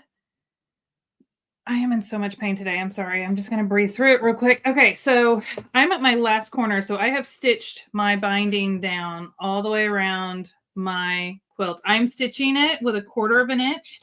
I am not pulling on this because remember we cut on the bias. I don't want to stretch my bias or my binding. But what I'm going to do is I'm going to stitch all the way down until I'm about 1/4 inch from this edge. So I'm going to stop here. I'm going to turn my fabric and sew right off the corner. Okay, so that's what I'm going to do next. So if I buy the queen size batting, will it be enough for this project and the November quilt? It should be. The November quilt is a finished size of 58 by 58, and this did not take very much at all. So it should be plenty, but you may want to check the math on that. Okay, so I'm going to stop with my needle down, lift my foot, turn my fabric so that the corner is right here, put my foot back down, and sew right off the edge. Cut my thread. All right, so I've sewn right off the corner here. You see that? It's just like 3 stitches. I am going to turn my fabric. And if you were wondering, I have plenty of binding left over. I'll show you better in a second. So now that I've got this stitched off to the corner, I'm going to take my binding and I'm going to fold it so that it's going like straight up. It's kind of hard because it's wanting to hang down. So I'm going to fold it up so it's going along the edge of where I just stitched off the corner, okay? So it's going straight up. Kind of hard to show. It's going straight up. And I know it's going straight up because now it's in alignment with the edge of my quilt here. And then I'm going to fold it down back over itself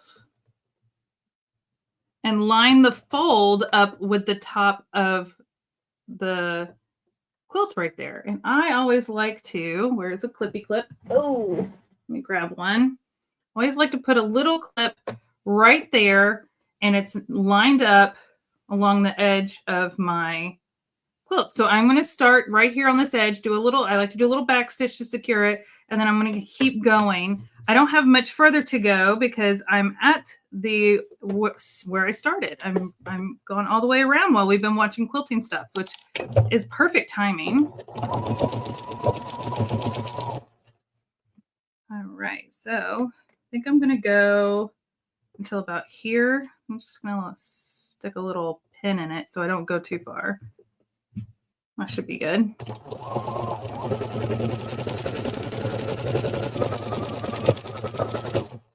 back stitch. Cut my threads. And here we go. Okay. So I like to always trim my threads as I go so they don't get in the way later. I'm going to switch to my overhead camera and move my stuff out of the way. This keyboard just keeps getting moved around. Show you where we're at. So I have my binding stitched all the way around. I chose to start on the back.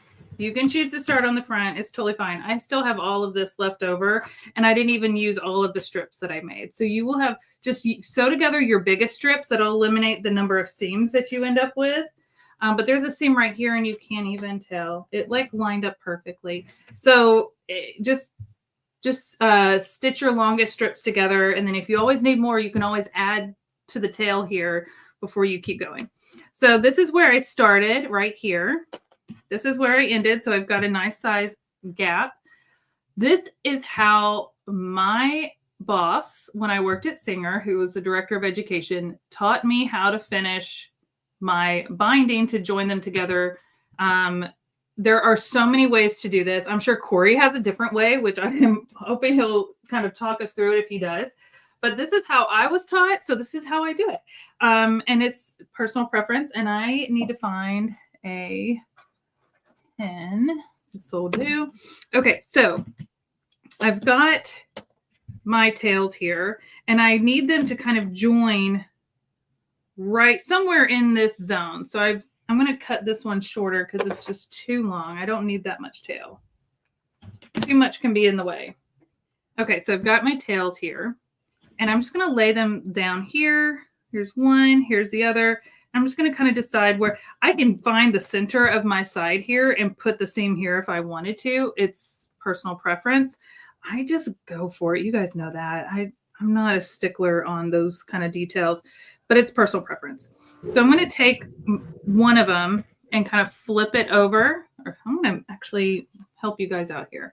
Ooh, zoom, zoom, zoom. Okay. So I've got my two tails. Here's the first one. And if I want them to meet right here, I'm going to put it right here and kind of finger crease it. And my other one is coming right up to it and finger crease. So they're right together. And I'm kind of pinching them together. Sometimes I'll even take a little clippy just to kind of hold them together. But this is how I was taught. There's, like I said, there's so many methods. So they're clipped together. Those where they're folded over is like the butt right up next to each other. And I take a pen and just draw a little line across there. And you can do it on both sides because it may depend on which side you decide to stitch it from. So there's my little line to kind of guide where those meet up. I am then going to pull them away and fold my quilt, pull them away, and clip them together right on the other side. So now it's like clipped on both sides. And I'm going to straight stitch right across here. They're lined up. I'm going to straight stitch, and then I'm going to trim off this tail. And what's going to happen is they're going to lay down perfectly flat. Okay. Or at least that's the plan. That's what we're going for. So my quilt is pretty much folded in half so I can have some slack. And we're just going to straight stitch.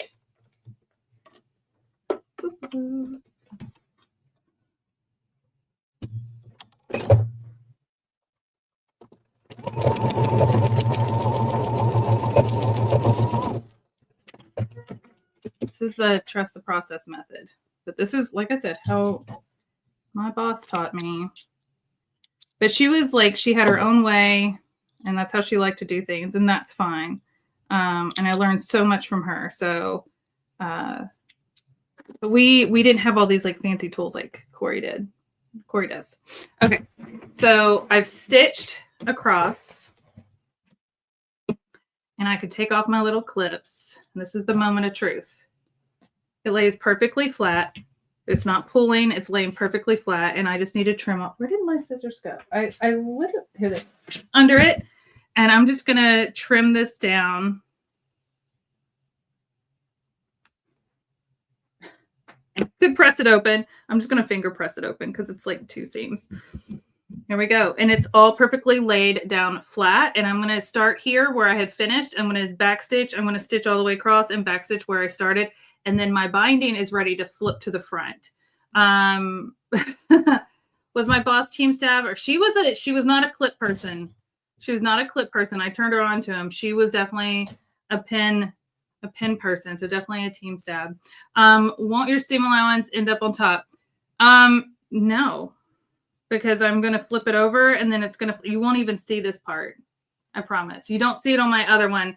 So no, it doesn't. I cut mine down pretty short. It doesn't show up on the front. I have no issues with it at all. And I stitch, when I flip it over, I stitch so close to the edge.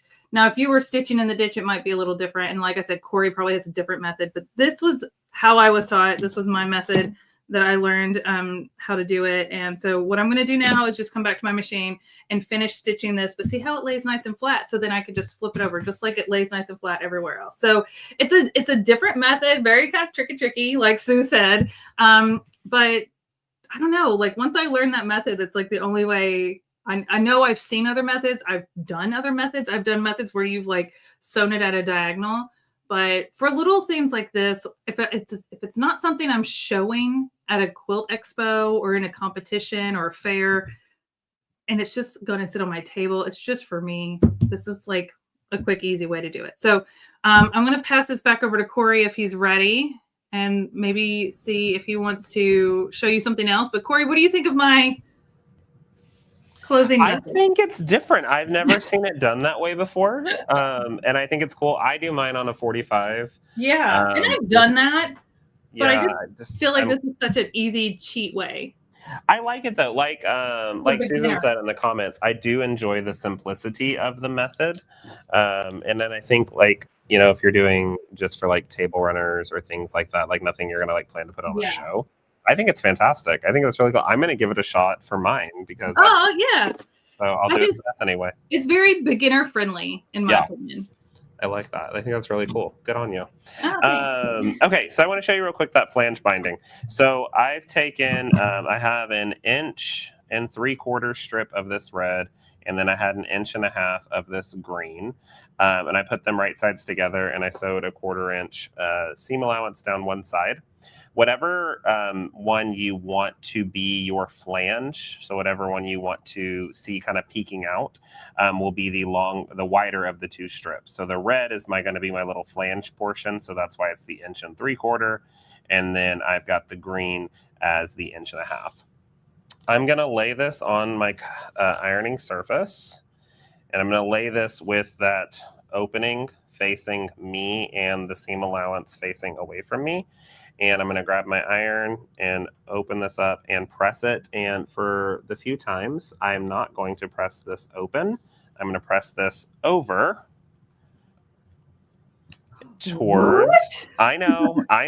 That's the method. That's the step. That's the step. I know. You're like shocked. I said, there's a time and a place. There's a time and a place. So I'm going to press this over. And so when you're on the back, just so you guys can see it, your larger strip will have all of it. You'll be able to see basically the full piece of that strip, and then your 1.5 one is a little smaller with that fold. So if I fold these together now, these raw edges together now, just like this, you'll begin to see a little bit of that red peeping out. And for everyone that cares to know, in Australia, they call a flange binding a peeper strip, Bethany. I think it's the cutest thing in the world. They call it a peeper strip. So you fold that over, and then you'll start to see your flange pop up. And I can take this through my magic binding tool, same way through the bottom, and then over the top of it and down through. Pin it into my ironing surface, just like so. And then take my iron and just press right along the edge of this. Just giving this a little bit of a hit here and there as we go. And when I get that in through here, you can see the little flange pop out naturally.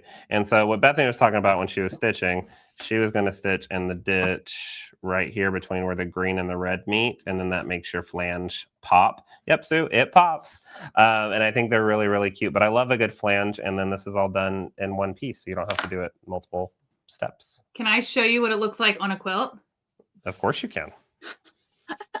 Because I have one done. Look at it. Look at that peeper strip. There you go. And it's just so a little peek of, now I like to do a solid as my little peekaboo, or something that doesn't have a lot of print, especially if there's 2 prints on either side of it. So then it stands out more. So I chose the solid from this. But you know what it does? It just adds a little flair. I think it adds a little feminine touch. It's a fun way to put some color in it. And it's just a little peek. Another thing that you could do is do your normal binding, but adding like a rickrack. So it has like the little peekaboo of like a scallop edge along the inside here. There's also like trim that has little pom-poms. There's so many different options. Yeah. So many options for binding. And so, yeah, there's that. I'm teaching 3 fun ways to do binding in a virtual class in November on my own. And I just was like, oh, I got to show the flange. And it's such a fun little something. And I don't know, it just looks really pretty to have, even from far away. You see that little white line. It's like having a little border. It's kind of like piping. Yeah. But without the cording in it, right? It's right. kind of like piping, but it lays flat, but it does lift up. I love that. I think that's the coolest thing. It's just cute. A little something, a little extra. A little something extra. And it's not hard to do. Right. And if you want to have a binding that looks hand stitched, but by machine, this is a great way to hide your stitching. Because as I was showing it here, like, you don't see my stitching. You don't see my stitching because it's stitched in this ditch. And I didn't even use a clear thread because I didn't have one at the time. So it was this white creamy thread. So even then you can't see it. Right. So yes. So in that case, you start from the back and you pull it to the front when you're doing flange binding, because you're going to stitch from the top right into this. Right. So yes, that is one where I was like, oh, I really like flange because it's how I do all my binding, right? So anyways, okay. So what I wanted to show real quick before we go on to because you have another quilting method, right? That you're going to show. I was going to show them just one freehand design that they could do. Okay. Yeah. So I've got my binding sewn to the back. I'm going to go around and use my iron and press it away. Even my corners, pull and kind of press those away all the way around. I'm going to give it a good press. And then I'm going to flip it over. Sorry, it's a lot. So it's going to be pressed this way. I'm going to flip it over. I'm going to use this glue, the glue based it. I'm going to put a little bead of glue right along this edge, a little at a time. I'm going to fold it over. I'm going to press it, and then I still like to do some clips. Okay. So I'm going to work on that while he's showing it. And when I get to my corners, once it's all pressed, I do my corners last, and I just kind of fidget those. So once these sides are pressed down, my corners tend to just kind of fall right into place. And with that method of how I stitched my corners, I get like perfect mitered corners every time. We love that. We do. It's chef's kiss. Even with this crazy plaid and the bias, I get perfect mitered corners every time. So do you make the tree garland on the wall behind you? Susan, thank you for noticing. Yes. Yes, this was a project I wrote when I worked at Singer ages ago. And it's a fun little, I'm actually working on it's been so long. I don't think they even have it on their website. I know they don't have it on their website anymore. It's been so long, but I'm going to get it uploaded to my website, and it's craftwithbethany.com. So give me a few days or a week. I keep saying yes to too many things, but it's on my to-do list already because someone else asked me for it. I have it'll be like a free download because it's a simple little template. It's super fun. It's such a cute little project. So I'll get it uploaded for you guys because we should do a sew along with that. It is cute, right? And it's a template. It's cute. We love a template. And you can use it with your Lightboard really easily. Oh, score. Stitch flange on the back or front. You're going to start with it on the back like I've done here. So you're going to put your binding on the back, your flange bind, and when you fold it to the front, that little peekaboo flange is going to show, and you're going to do the second stitch around from the front in that little ditch between the two pieces. Yeah, I was going to show her real quick. Okay, cool. Overhead. I'm going to switch cameras, and I'm going to go press. Yeah, you're all good. of this. Well, I was going to show her, but my camera's doing it again, Bethany. Oh, no. Oh, there it goes. No. Why is it acting up? I think, is your Wi-Fi a little slow today? It hasn't been. We'll see, because this one's fine. Hi, everyone. But, okay, now it's going. That was weird. I'm sorry, guys. We're all here. We're working. It's Wednesday, but feels like Friday. It's Wednesday. Yeah, we'll go with that. So I have this on the back right here, and this is the back side of that flange piece. So you would sew your 1/4 inch all the way around, and then when you press that over to the front, it's going to sit like this, and then you would stitch right there where the green and the red meet, and then that would cause that flange to make that little pop all the way around your quilt. Yes, Sue, the goblins are messing with me. They are having the time of their lives, and I am not here for it. I am here for you guys. I'm not here for the technology messing up. Okay, so let's get this to focus back. There we go. So I just wanted to show you guys another, just like a freehand one real quick if you wanted to do something like this. I'm actually doing this on my Glow Ultra Lightboard. I don't know if I'm allowed to draw on it, Bethany, but I'm drawing on them. I always do. I use it as a dry erase surface. I love this. I don't think I've seen anybody do that. Yeah, I use this as my dry erase surface all the time. Look at this. So Down the bottom. I am grabbing my expo marker and my dry erase expo marker, and we're going to create a... use it as a dry erase for real, Corey. Like we at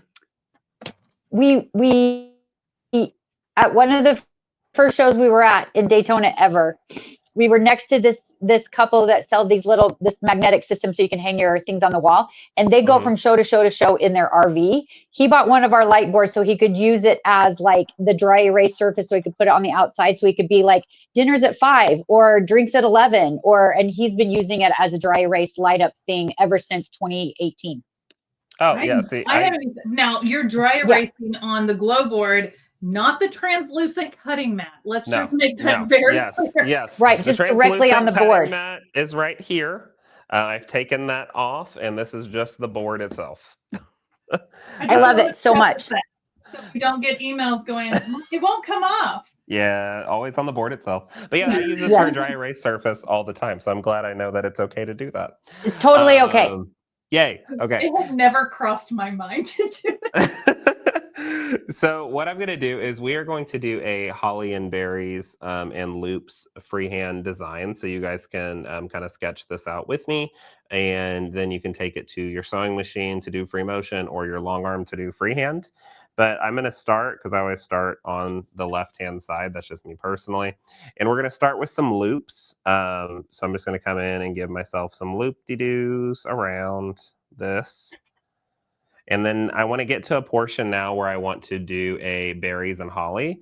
So as I'm coming in, I'm going to first do a figure 8 to create the little berries on the outside. So we'll do a figure 8 portion right here.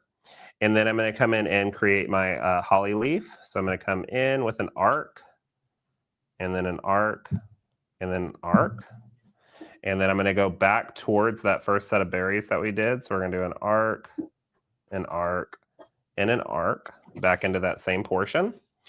I'm going to come through this with a cute little curly Q right here through the center, all the way out. I'll give myself another figure 8 for berries on the other side, and then continue out with loops. So we can loop it out and around, working your way through to fill up your space. So that was like a little curly Q in the holly. If you want to do something else where you're like giving like vines or like leaf vine areas in it, we could do that. So up here, let me bring the board down. We could come in with a figure 8 for the berries to start it. And then we'll come out with an arc, arc, arc. And these can all be different. You do not have to make a stencil for this and for them to be perfect. I think it's more fun if they're quote unquote irregular, because I like irregular things. I think irregular is regular. So when you're coming in here, if you wanted to give like little like spines or vines off, you can come up and spine it here, here, and then come up and spine it here, here, and then come through, figure 8 for the end of the berries, and then loop your way out. So it's a fun free motion design that you can have a lot of cool ideas with as you're going through. So easy. It is easy. Doodler. It is easy. I am gonna have to practice doodling on my Girl, doing it on the glow board is next level, because if you don't like it, let me just show you real quick. I guess you can probably guarantee, or you can guess what's about to happen, but if I don't like it, it's just you just use your fabric you have on hand. Just my excess fabric, because I don't have an eraser and I don't want to get my hand dirty. But you can just say bye-bye to that, and then you can start another one. But giving yourself some type of starting point, I always like to do, and then maybe give yourself an ending point if you are working on doodling. And if you keep things like in maybe like a little bit of a box like this to kind of create your repeat for your design, that helps you with your sizing. So like say if I want to start right here and I want to end right here, I know that's where I need to be. I can pretend to kind of fill out this space. So I can come in here with some loops, figuring out exactly what I want to do. And then if I want to do a little holly here, let's do a figure 8 to do the berries. Arc, arc, arc, arc, arc, arc. I like the little curly Q through it, figure 8 for the berries, and then come in with some more arcs. This is going to help keep you in a little bit of a more alignment, more of a space. You can determine your sizing then at this point, and then you kind of have your own little blueprint for how you want to create your design. But I use this glow board ever since I'm now on my my second one. I've got so many of these now because I have one at my studio and one at my house. But I think it's so cool to not only use it for all the different things, like we have a little sew along that we're doing here at Linda's right now for foundation paper piecing, and the Glow Ultra or the Glow Premium, or the Glow, what's the third one? The Ultra, Glow Premium. Classic, and the Mini Travel. Yeah.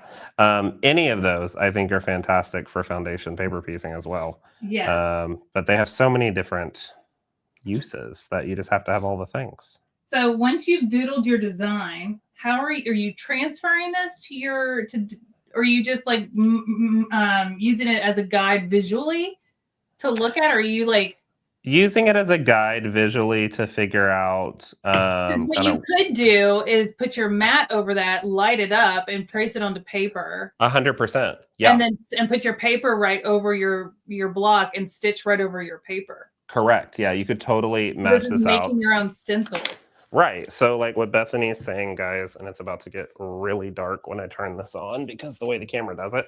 But if I plug in my light board and I turn on the light like that, I can grab my mat and lay that right over the top of it. I have the gridless mat on mine, so I can see directly into what I'm doing. And then I could lay a piece of paper over this and then draw right over. I've got my start and my end point, so I have my perfect repeat, and I can draw over one of these and maybe make a few copies, line them up together, and then I've got it exactly how I want it. But like the big thing about drawing any of your freehand designs or any of your quilting designs or anything on your glow mat is, if you don't like where you put a place, or you think like a holly should be here instead of all these loops, just figure out where that start and exit is, erase it out before you draw anything, and like bring one in here.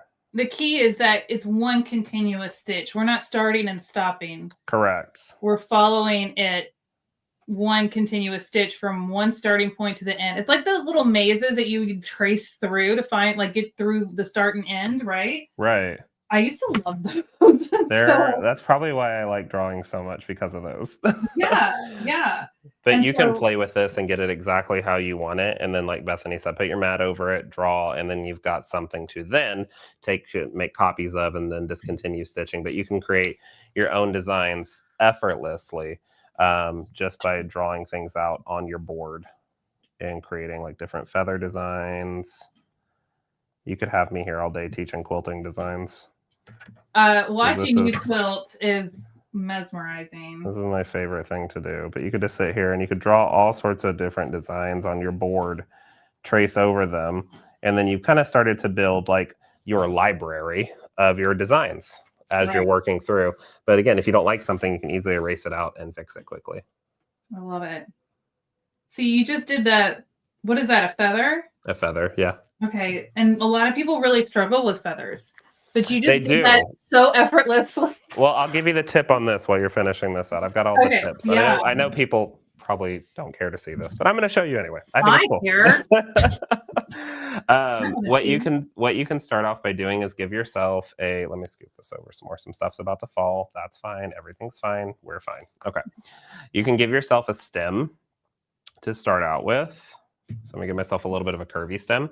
And then at the bottom, like we did with our holly and berries, we used a figure 8 to create those berries.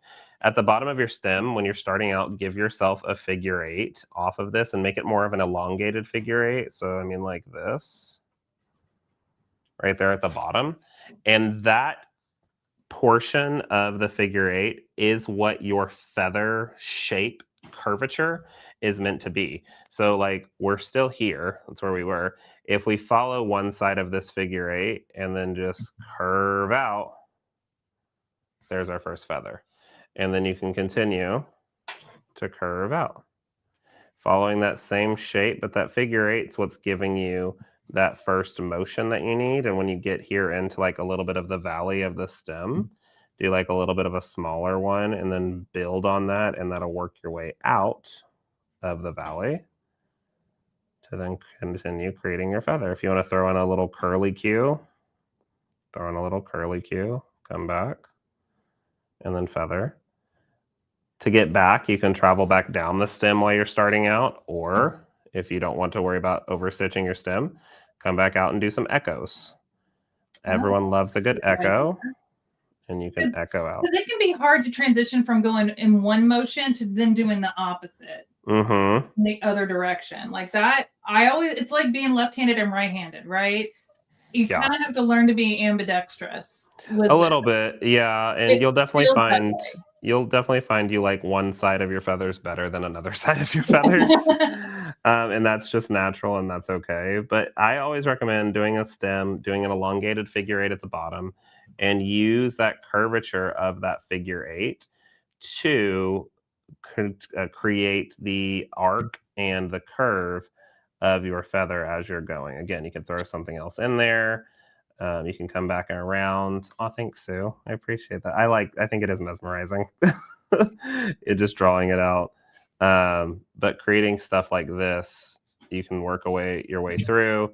If you want to do like maybe some vine work inside of the feather, you could come in and then we're back here again at the bottom. You could vine in these if you want. You could do deep vines. You could do a teardrop inside of them. Julie, it is relaxing. Karen, I could watch this all day. You guys, I could be live. Bethany and I could be live with you all day doing this stuff. We really could. That's the problem. That's the problem. You can come in and create a little teardrop so it looks like it's a double echoed feather as you're going in and doing things like this. It is something that is just so fun. And then with your glow board, if you don't like it, erase it away and start again, or erase what you didn't want. So we have a premium light board that doesn't have to be plugged in. Right. And I'm like already thinking about like, okay, like when I'm ready to wind down for the night and we're like sitting as a family watching a TV or a movie or a show or whatever, you sit there and you just doodle and practice with your hand. Yes. And then if you really like it, trace it. Yeah. And wash it off and practice again. And like, I think that's just such a good way to get used to the motion. Correct. It's all about building the muscle memory when you're doing free motion or freehand quilting. My next purchase that I will be getting, and I probably should do it now during Fall Fest, is I want to get a premium so it's rechargeable and I can just unplug it and go sit on my couch or lay in bed and do it. And so that's my next thing to get since it's Fall Fest time and it's all about to, and I need a fat quarter bundle bag. Gonna need to get a few of those. So free. So free. All right, I'm gonna jump into this binding real quick and show you this. Do you have something else you wanted to show, or do you want to keep doodling in the corner? I'll just keep doodling in the corner. Okay. No, actually, I won't doodle because this is where they're gonna look. I want them to look at you. So I'm gonna look. I'm gonna look at you. It says that doodling gets your brain in the mode to free motion. It really does. Correct. It really does. All right, so I've been working my way around. It looks so good. And all I've done is I've pressed it to the back. From the back, I pressed it out. And then from the front, y'all, I'm literally just putting a dab of glue along the edge. I'm going to show you because I've glued everything. I just put a clip in the corner so it holds it really well. But you don't really need to put clips all the way around with the glue. So what I'm doing here, I'm going to try to get myself centered here. I've got a corner. And so when I come to a corner, I go ahead and kind of press into this side so that they're both falling into place so I can kind of finagle my mitered corner. So mitered corner, we want it to match up. Get it a little closer. Ooh, there we go. We want it to, look at that. It's not even stitched down yet. It's so like good. Perfect match, right? So perfect. And I'm not using any special ruler to when I stitch this down, and it's perfect, front and back. And so that's why I like to do that little stitch off the corner when we were attaching the binding. So what I'm doing is I'm just kind of like folding it until it lines up perfectly, and it will. You just sometimes have to finagle it a little. So what I'm doing here is I'm just going to take this. Is that glue that Corey has? And I just added that into that collection that Eric. Okay, cool. Eric, will you drop that link one more time in the chat? I think he did. Okay, cool. Yeah. Thank you. He's on top of things. I don't even have to ask. Eric stays ready, so we don't have to get ready. Eric is the chat. Okay, yeah, so you can see I just put the tiniest little bead of glue. I'm going to press it over, and I'm just covering my stitch from where I stitch it onto the back and then fold to the front. If you're stitching from the front and folding to the back, it's the same thing. You're going to cover that stitch because what's going to happen is you're going to come back to the front and stitch in the ditch or go to the whatever. You're going to stitch in the ditch for Corey's method so you don't see the stitches. And then from here, I'm going to press this and it really secures that glue in place. So let me press it real quick. I can't do that on my mat. We don't want to mess up my mat. I made that mistake, so you be better than me. All right, so now I'm left with just this little pucker here that is I'm always going the wrong way. The camera's turned, that's why. Nope, that's the wrong way, Bethany. Everything's backwards when you're on camera, so I apologize. But I want to get close. So I'm just going to put a little dab of glue in the corner. And then I am just going to finagle this. It's just a matter of like pushing that fabric, one fabric under and then the other one on top. And it just falls right into place. And then you can put just another little dab if you need to, but even just that little bit has held it. And then I'm going to just give it a little press. And she good. Oh, she's perfect. She's good. So then because it's a lot of layers, I do like to just put a little clip there. So as I'm coming to it, nothing shifts. But yeah, that's it. This is where I joined my seam at the end of my binding. Looks fine. I've pressed that down. So now I just need to go down my other side. I'm just going to repeat this all the way around, get all my corners, go down this other side, and then I'll be ready to stitch this down. And this is your preference. I mean, I love a decorative stitch. If you've never played with decorative stitches on your machine, fun, busy patterns like this, it's the perfect time to play with it because it will just kind of blend in and add some extra element, just like the flange binding adds a little extra element. So I know I have a fun little holly decorative stitch that I could do right on the edge. So it stitches into my top and into my binding, and that would be cute. Or I could do it right down the center of my binding. I could do it in some fun colors. My other one that I've already stitched, this one, I just used a cream and it blends in really well because I didn't want to take away from the print. So it's totally up to you. Like this one, I wanted my binding to just kind of blend in because I wanted my quilting to stand out. This one, my quilting is hard to see because I use clear thread. So maybe this would be a fun time to do some red holly or green holly or something, that like leafy vine stitch down my quilt. it's yours. Play and have fun, but don't be afraid to try decorative stitches in quilting. It's so much fun. It's so much fun. Now will you sew it from the back? I don't. I actually like to sew from the front. So you'll see right here, I sew from the front and I get as close to the edge as possible. And it really is just a tiny little straight stitch. You could do like Corey said, where he stitches in the ditch. And that's because he sewed it to the front and then flipped it to the back and stitches in the ditch. I like to sew from the front. I like to see where my stitches are going. And I like to see my stitches. That's personal preference. The only time I hide my stitches is in my flange binding. I did a blanket stitch on a small table runner. I entered into the county fair and won second place, and it was so easy. A blanket stitch is another great one. So a blanket stitch is one that you can run right along this edge, and then it just tacks in every few stitches. Such a great option. Like I said, you could do all sorts of fun things. I may actually choose a decorative stitch for this one, but I don't have any other threads in here with me right now. But I'm going to continue to press around. Corey, what else? Do you have anything else to show us today? I'm sure I could come up with something real quick. You don't have to. I'm just saying, like, we're kind of at the stopping point. I'm not going to stitch my binding down on the left because there's so many different ways to do it. But this is how you prep your binding for stitching. And as Corey mentioned, he likes to stitch it to the front and flip to the back and then use a stitch in the ditch foot.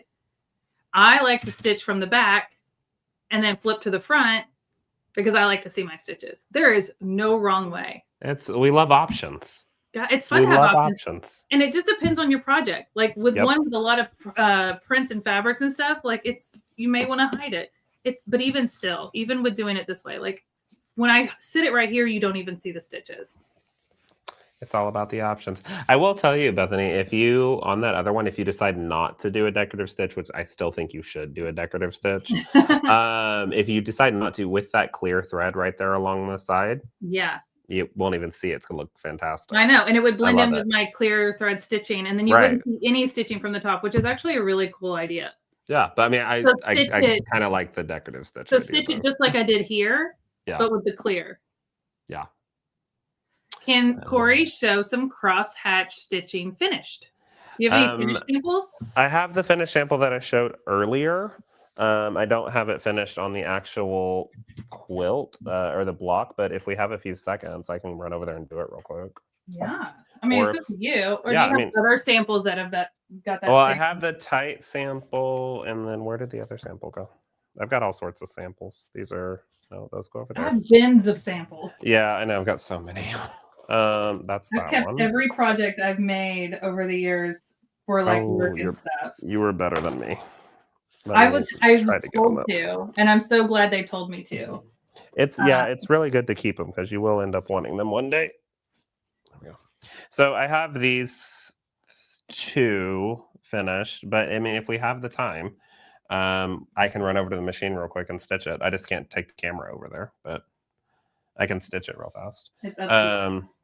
I can. These are the two. So the one that we drew up together was the plaid cross hatching. We did that on a 2-inch grid originally with the designs with line stencil, and then we did our back and forth, making sure we were staying on the correct side of the line. That was the plaid. If you wanted to do just a standard cross hatch, this is a 1-inch cross hatch. It's very small, but I did this with the 1-inch designs with line stencil, where this one was done with the 2-inch stencil, so you can see the difference in size that way. Or this one was done with the 3-inch, sorry, but the one we did today was done with the 2. But yeah, Bethany, give me a second. I'll have you go big camera again, and I will run to the machine and stitch something down. I'm going to remove you off, so just wait when you're done, and maybe Melody can come back on and hang out for a minute. Okay. Melody, how's it going? Oh, I can't hear you. You're muted.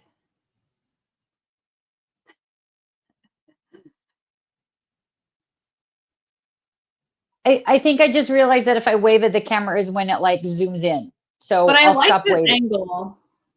I'll be careful with that. I'll try to be careful with that. I didn't move my lighting when I moved over here to my machine, but I kind of like how the camera's kind of following me around. But look, Bethany, so I started doing the thing because my blocks are so far off that I put the stripes down the middle. I love it. I just did 1.5 inches, so it would end up just being 1 inch wide. Perfect. So that looks Right. I'm going to do it along the long edge as well. I think I'm just cutting more 1.5 inch strips. So I could just do it down the long edge also. And then do your border. And then I'll do my scrappy border after the other little piece of cream. So then you can't tell, you can't really tell at first glance that none of those red blocks are going to line up anyway. So mine don't line up and they're touching. Except look at that one. Look, you can tell that one's not so much. That was not so much good. But I'm trying to decide. That one block is the one that got unpicked, and I tried to anyway. So that's what I've been doing. And I can't teach anyone how to do any of it, but this is how I thought I could get away with not matching it up. Thank you all. Are very sweet.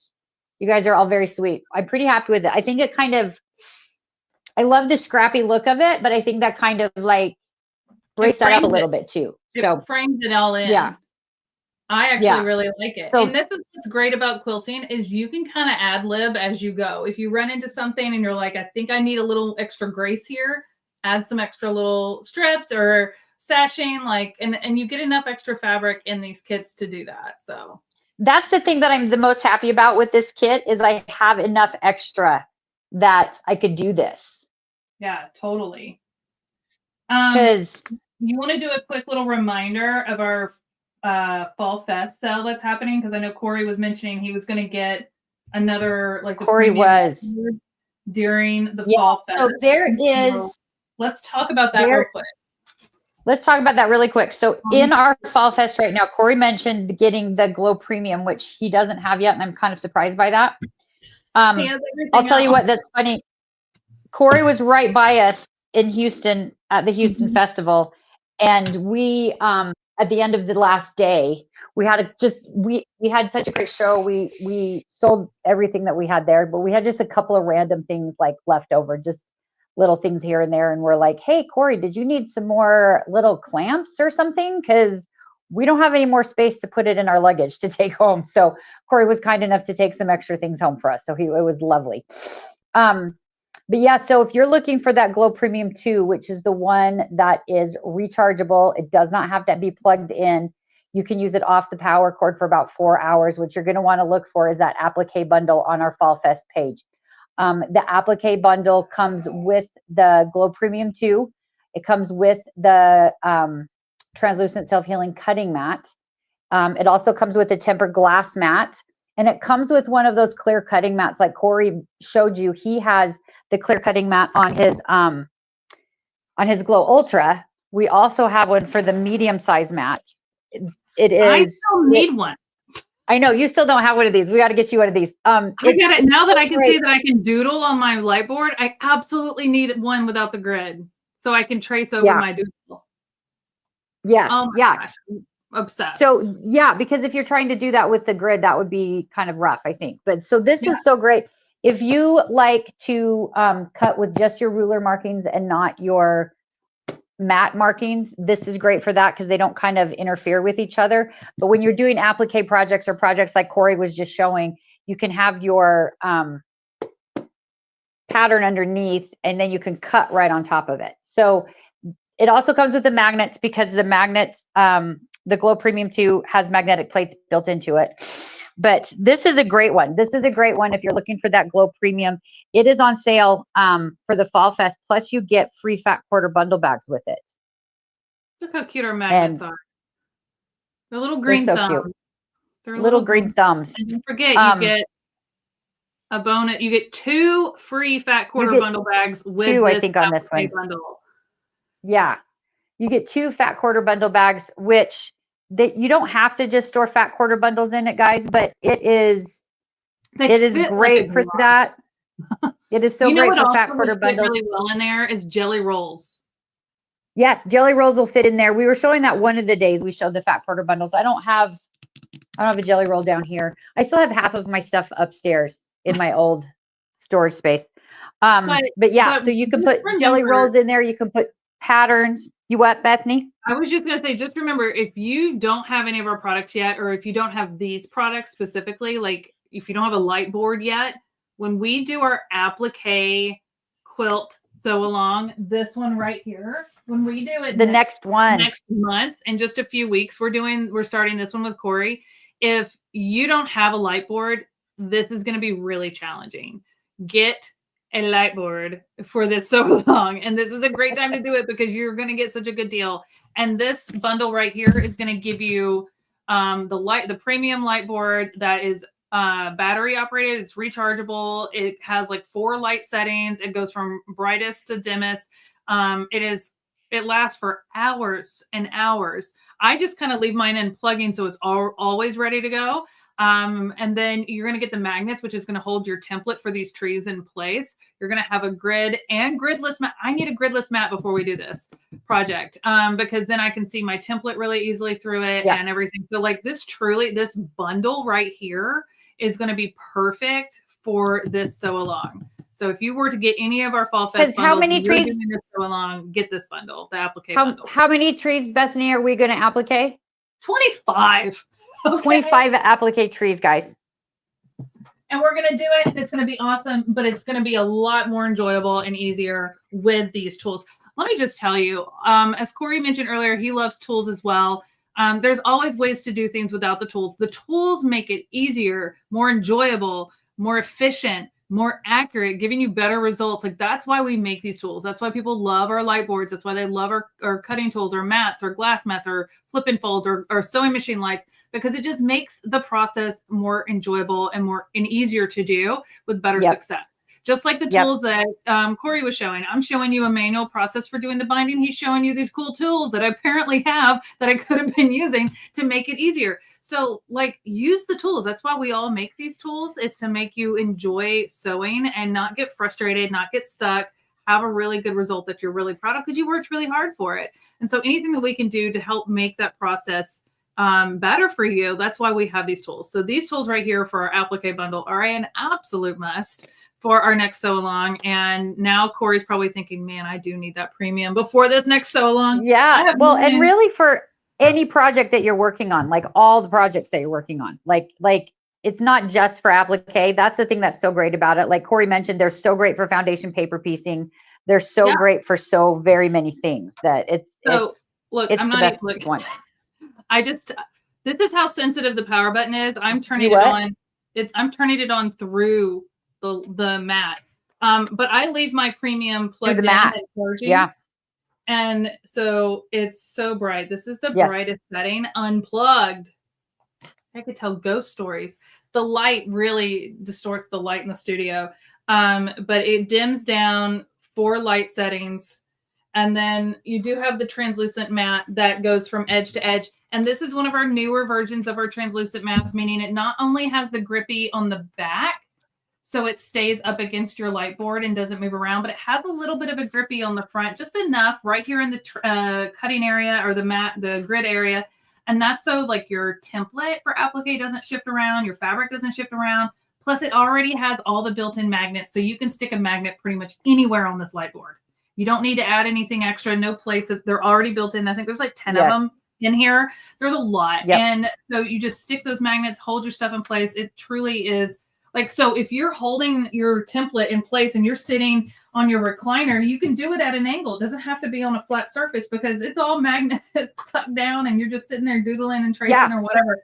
So seriously, if we had to highlight any bundle for our Fall Fest, this would be the one I'd recommend, especially if you're doing our next sew along. It's my favorite. It's my favorite light board. It's the first one that I ever got. Not this one. I got our original premium when I first started working with CutterPillar back in 2017. And then my husband stole it because he's a sketch artist. And so he totally took it and he sketches on it, which is great because he'll sit in front of the TV and do that, which I love, but I don't love it because then I didn't have one. And so then I got the Ultra, which I love. And it's upstairs in my craft space upstairs, just kind of sitting out on the table all the time. And so I had to get myself a new premium too. It's upstairs in the dining room right now because that's where I used to be sewing, and so that's where it is right now. You're transitioning downstairs. I will say the premium is like the perfect lap size. So is our mini, but the premium is the wireless one. The Ultra, I don't know if I could put that in my lap. You know, you can, but it's rough. It's rough to do that. I wouldn't suggest it. No. Well, the Grow Mini is awesome too.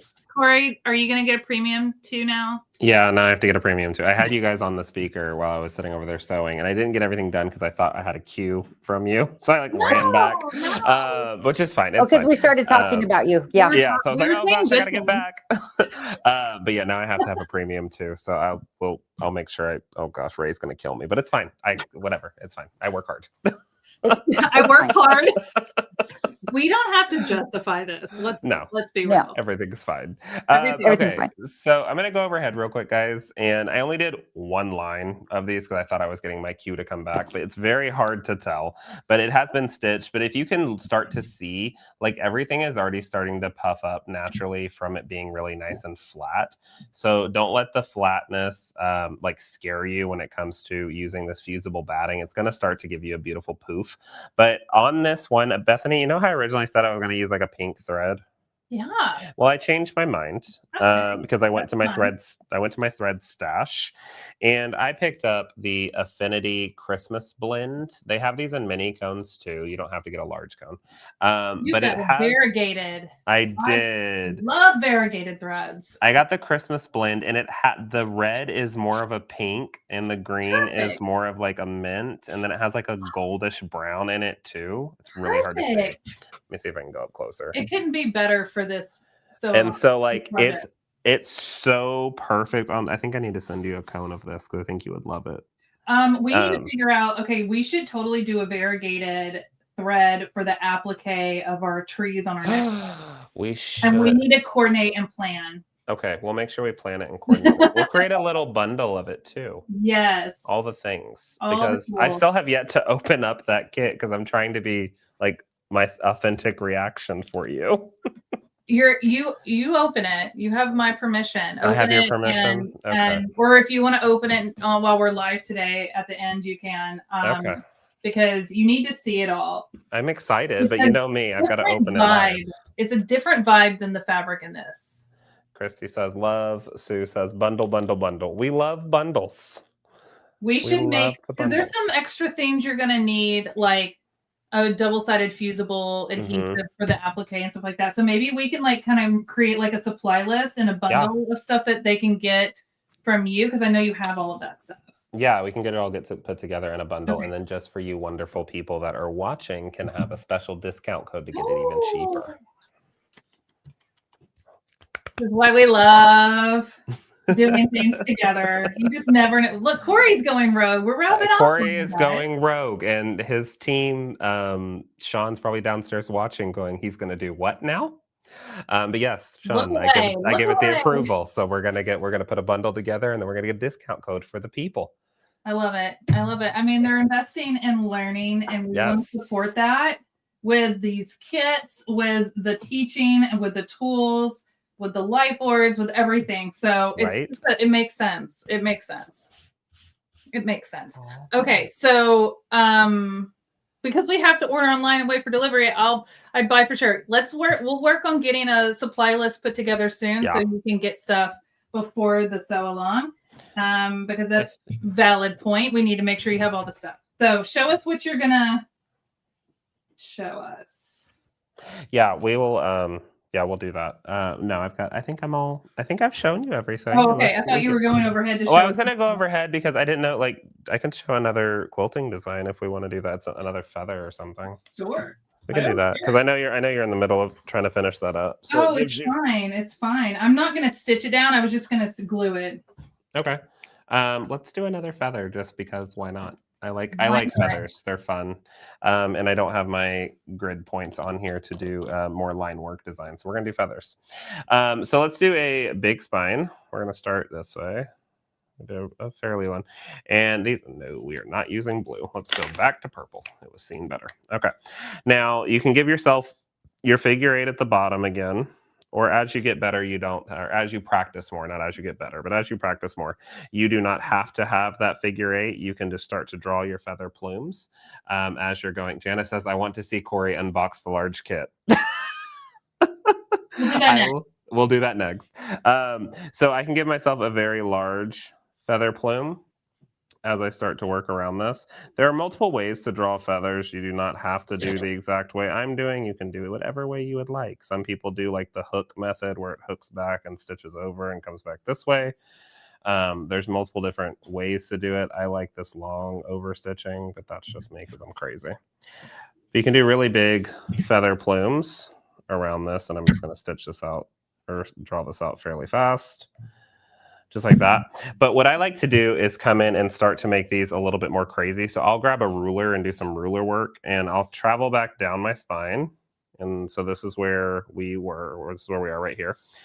I will come up one of these sides and then do like with a ruler, some kind of like chevron inside this, and then give myself a little bit of a 1/4 inch feel around that.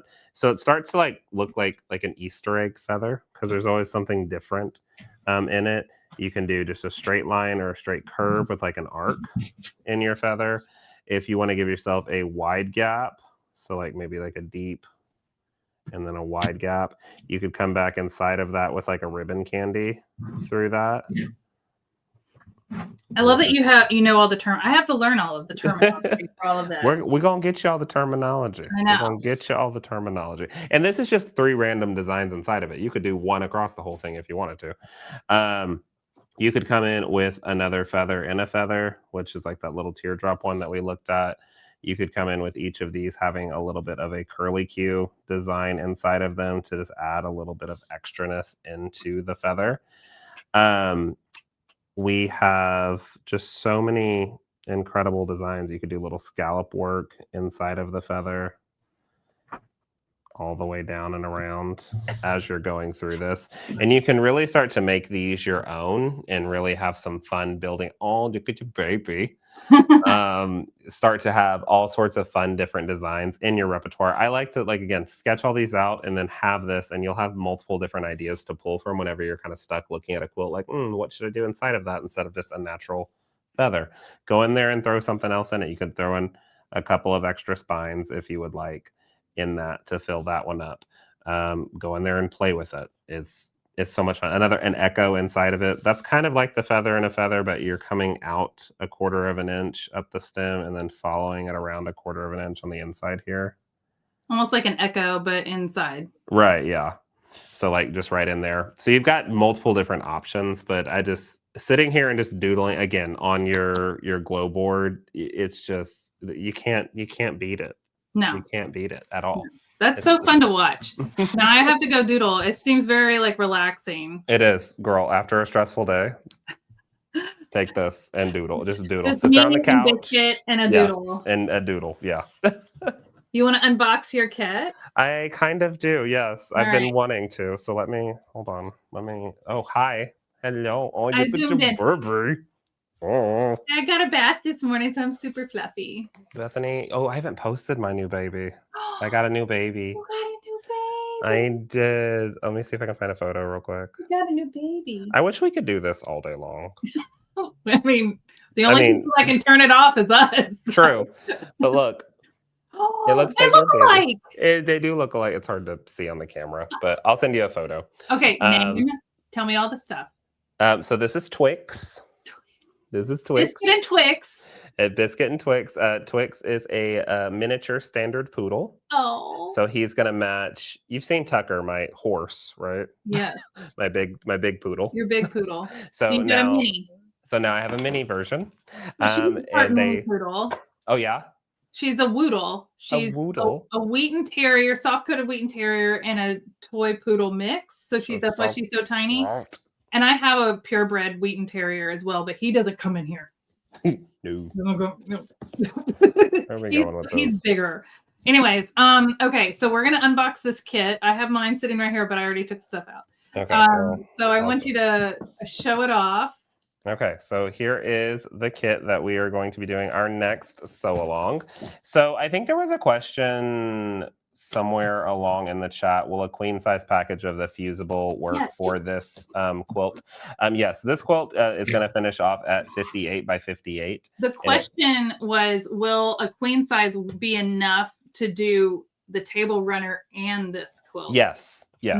Yeah. Okay. Yeah. It would be plenty. And this is 58 by 58, and that table runner was like whatever it was, 50 or something, you'll have plenty of it to do without a problem on that queen size fusible. Okay, let's open this up. I can't wait to get your reaction. I almost want to see your face. Well, I can, hold on. I can do a hold, please. I can do that. Let's take this one. Do we need to go back to wide view? We might have to go to wide view, yeah. Okay, hold on. Okay, well, you can kind of see my face there at the bottom. Oh, he's so tiny, though. I know. Well, when I have a... Oh, gosh. That's how hard he going to here. The magnetic flap. Isn't it? It just... So satisfying. These kits, you guys. Okay, you know what? I will open it and just give you my reaction on the face. Okay, there you go. Let's just get They've already seen what's inside. I haven't. I know. Oh my gosh. Oh, it's a layer cake. Yeah, you get a whole layer cake. Here, I'll go overhead. Yeah, I'm opening it. Let me see what's in it. Oh my gosh, this little ornament fabric. Stop. And the numbers and the oh my gosh. Very scrappy. I love Very it so scrappy. much. I love the ornaments, and they come in different colorways. I love it. We got some stripes and plaids. Oh gosh. Christmas classic. This is cute. Oh, I love the green on the front. Yeah. That green print. Yeah, that one. Cute. That's really oh my gosh. And the music and the trees. Wow. Yeah. So there's like a guide on the back with all of them. So you can see that. I love the music, the ones that look like musical, like sheet music. Bethany, the inside of the instructions. I know. Right now. Okay, so this is the instruction book, and this comes folded up in it, but the inside of it is a reprint of some of the fabric that you're about to open up. Stop. Look, that's the print. I need Christmas wrapping paper with this. Okay, look, that's the print on the paper, but this is the print on the fabric. Open, take it out of the plastic. Which one is it's in here? It's in there. It's all no, it's in the other stuff. Okay, calm down. I'm getting sorry. there. So isn't this a totally different vibe? I'm trying. This is so different, and I'm here for it. Stop. Oh, I need wrapping paper of this. Riley Blake, get on it. I don't know if they're watching, but send them an email. Lindell, we do have a translucent Melody. Do we have a gridless map for the classic and premium light boards? Because those would fit her basic light board. Do we? If we do, she's saying yes. She's nodding her head yes. Oh, these are. I love the pine cones. The pine cones with the words behind them and everything. So pretty. Man. Okay. I can't get. I just couldn't get over that. But oh man, I forgot we're doing applique. We're doing a lot of applique. Bless it. This is like the crispest white ever. So this is where you are going to, I've told you this, right? And I don't admit this publicly very often because I tend to think I know a lot about quilting and sewing. You do? Never done applique before. Really? No. Okay, well, we're going to do it together. We're going to do it together. You're going to teach it's not me. That hard. I believe you. I trust you. It comes with the template. Cool. And we're going to be using our light board with this template to prepare all of our materials and our appliques, which is great with the this is cute. The layer cake fits over this perfectly to line it all up. These little circles are all like little white dots that you can put. So I buried all of my papers. Cute. So some of these on the front have little white polka dots, but those are appliqued on. And that's optional. Yeah. You don't have to do them, but you can. Well, we've got a good trick for that, though, with the light board and with the glue. Yeah. Yeah. Yeah. Yeah. So we're going to make a little supply list because there's going to be some things that you need that don't come in the box. So what comes in the box is all the material and the template, but all the material for the entire quilt top and the binding. And I'm pretty sure when I read the instructions that this is the binding. Yes. Yeah. Yep. this black with the ornaments. Yeah, 2.5-inch strips on that. Yep. So it's not a scrappy binding, which is great. It's gonna, because there's gonna be so many colors in this. But we're gonna use like a heat and bond or something along those lines, whatever brand you want. But we're gonna put together a supply list, but it's like a double-sided fusible binding that we're gonna put on the back of our fabrics that are gonna be these trees. That's so and then cute. we'll trace the tree onto the paper side, and then we can cut those out. And then we'll take the paper side off and fuse it to the blocks. It's very quick. It's going to come together, I think, a lot faster than you realize. I believe in you. I believe in you. I believe in you, and we will just go from there. I think it's going to be super fun. I love learning a new technique, and y'all are going to get my true, authentic reactions while we're learning said new technique. In the instructions, it also shows this pretty script fabric, which is this one as our border. But because it's directional, we're going to be cutting it in a certain way so that you can read it. So there's just all these little things that we're going to be talking about that are just little snippets that will come into play for this project. It's going to be really fun. And I know CutterPillar is sold out of these, but there might still be some floating around on the interwebs, people. Or at your local quilt shop if they grab you. Yep. So please check go there grab first. them up. Yeah, check there first. You do not have to. You do not have to purchase the kit from us to join the Sewalong. The Sewalong is live streamed on YouTube. It's free for anyone. So if you have a friend that you know bought this, maybe they bought it somewhere else, that's fine. We're sold out. We can't sell anymore at this point. So then they can join our Sewalong and do it with you and do it together. You know, Riley Blake, this is one of their new holiday kits, just like our table runner was. And I know. It's just you're making me, Holly, you're making me want to open the layer cake now, but I know we've been online with the people for 2.5 hours. We have, but this is way more fun than checking emails, which I'm going to have to do afterwards. But yeah, here's the polka dots. So you can see some have the polka dots, and some people may decide that they don't want to do all those circles, and you don't have to. I think they're cute without the circles. Or you may decide that you want to just attach some like little felt circles that are, and they can be different sizes. That's a good idea. Yeah. Let me tell you what I'm on the hunt for, and maybe you have some or have a resource for them. Yeah. I'm on the hunt for little, preferably gold, but it could be any color, silver or whatever, star buttons. And I'm going to show you guys how to sew on a button with your sewing machine and your button foot. So you don't have to hand stitch it on. Yeah, we don't hand sew buttons. I don't hand sew. I don't hand sew anything, but I want to put little buttons that are stars on the top of all of these trees. That's a really cute idea. You know what? I'm gonna go down in downtown McKinney. There's an antique store that has like a slew of buttons and things.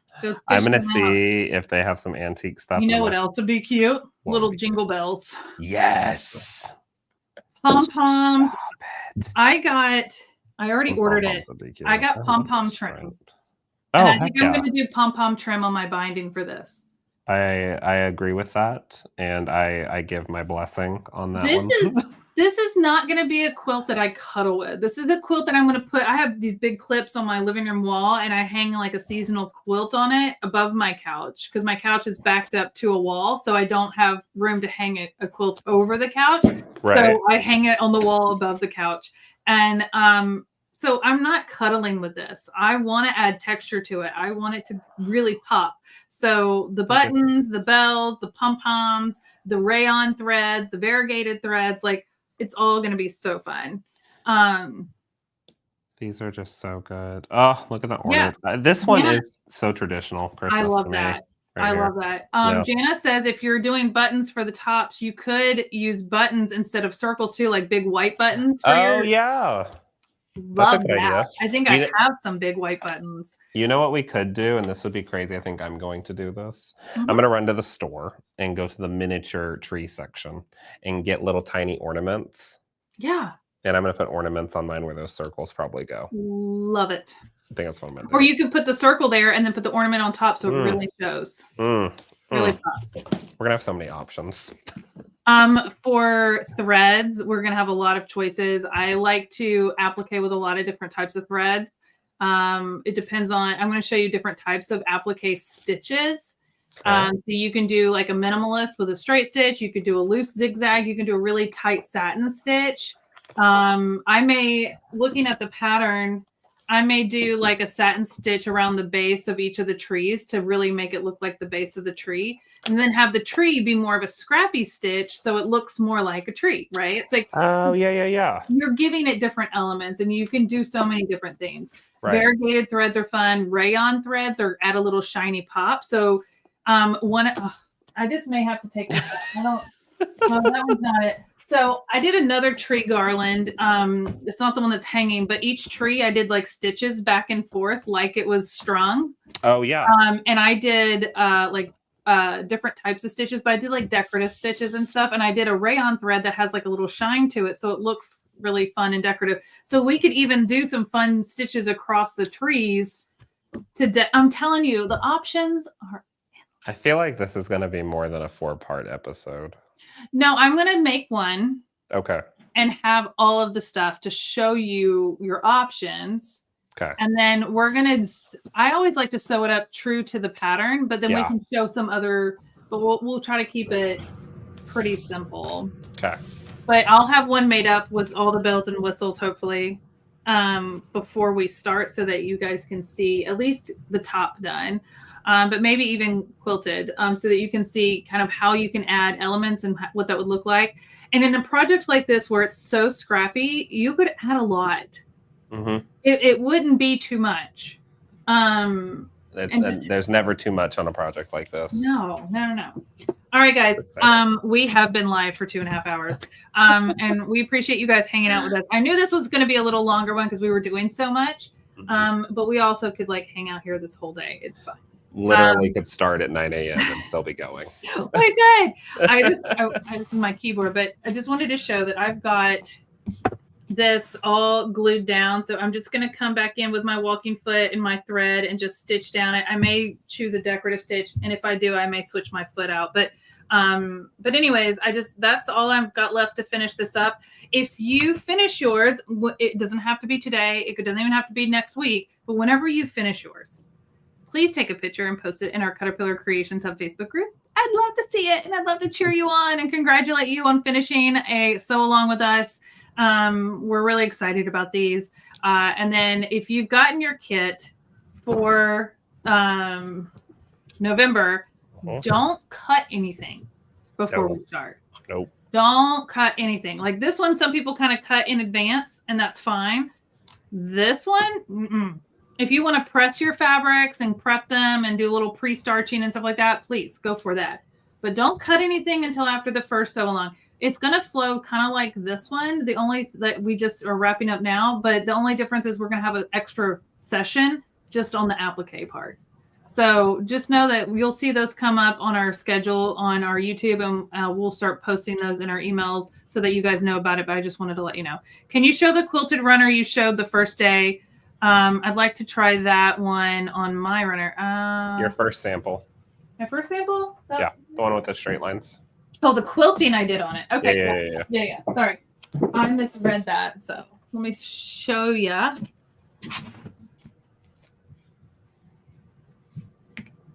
So this one. Eric, can you make Bethany's camera bigger? Oh, here, I can do it. Sorry. No, you're fine. Oh, there he goes. I just did 1/2-inch grid. I just started. Honestly, I think I started right in the middle. I don't remember. I think I did though. I think I started right in the middle of one of these blocks and just went for it. I didn't. I'm not one of those people that like focuses on those kind of things. Yeah, I did. I started right in the middle. So here's my center seam for this whole thing, and I just split the difference. And so I started in the middle and did I drew out my lines. I'm going to say this, and I just want to forewarn you. If you use a friction pin, I wouldn't use it on this project.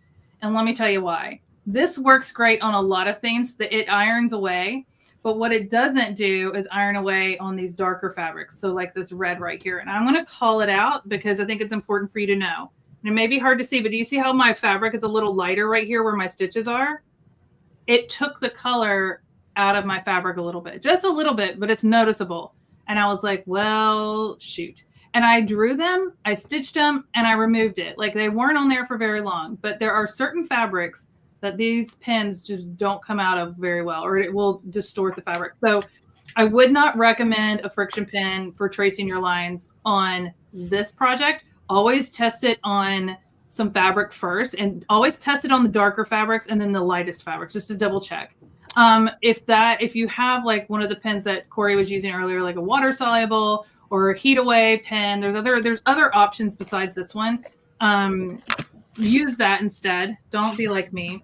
That's why I always recommend that bowhin fabric marking one, because it's just it's going to come out no matter what. And live and learn. Yeah. But I did a grid. I did my lines going this way, and then I turned it and I did my lines going this way.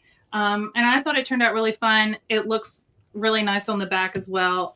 Most people don't do a different color in the bobbin than the top, because you can sometimes see it in the tension. My tension's pretty solid, but I used my FOF to stitch this, so it worked really well. Now, when I did my stitch lines when I marked out my stitching for this one with the clear thread, I didn't use the pen. I used one of my Hero markers, one of those point turners and I just used the ruler and I just made creases in my fabric. And I didn't have to worry about heating away anything, because I learned my lesson from this one. That's a good idea. So I make crease lines with my Hero marker. And then and I wasn't doing a lot of stitching, and it was a smaller project, so I knew I would be able to see everything. So I actually really like how this one turned out as well. So those are the two ways that I did it. There's no right or wrong. Corey showed you a bunch of different ways today as well. So yeah, there you go. There you go. All right, guys, I am ready to finish stitching my binding so I can be done with 2. I made 2. Okay. If I can make 2 in the time that we've done this live, you can make your 1. I have all the faith in the world in you. You've got everything you need from us. If you get stuck at any point, jump to our Facebook group, put a question and a picture of what you're stuck on, and myself or someone else that's in the group, they may be able to jump in and answer before I can. But just put it in there. Let us know. We're here to cheer you on. You've got 3 lives. You've probably got a collective like over 6 to 7 hours of live for this sew along to walk you through the whole thing. So you have everything you need. If you get stuck, you have a backup, phone a friend, post it in our Facebook group, right? And we're here to make sure that you get this done and you're very proud of it and you learn some new things. And then you're going to join us for the next one and you're going to learn some more new things. And before you know it, you're like whipping out projects, just like Melody, right? Melody's down there. I'm going to bring her to stage. She doesn't know it. And where's my mouse is backwards. There we go. You're muted. But yeah, so I heard you. She caught the bug after the first sew along, and now she's like a quilt mania over there. I did. I caught the bug, and I've been on a adult onset ADHD buying frenzy of patterns and kits and things like that. And so I have a cupboard full of things every week of what she's bought. Like, and she goes, look what you made me do. And I'm like, it's been months since our first sew along. At what point is it not my fault? Well, I wasn't going to blame you anymore until we were in Houston. You were like, you can go get some Moda stuff right over there. And so I was like, okay. And so now I have fat quarter bundles. Now you have more fabric to play with. I have a lot to play with. I really enjoy these things. I really enjoy the kits because like everything's there and I don't have to think of a thing to do myself, which I really like the best. But yeah, I have the bug. And it's contagious, as Louise says. And I hope you guys are all enjoying our sew-alongs. Again, our Fall Fest sale ends Friday. Normally our sales Friday. There's only a couple more days. But it's ending on the 31st. It's ending on Halloween. I hope you guys are having something fun planned for Halloween if that's your vibe.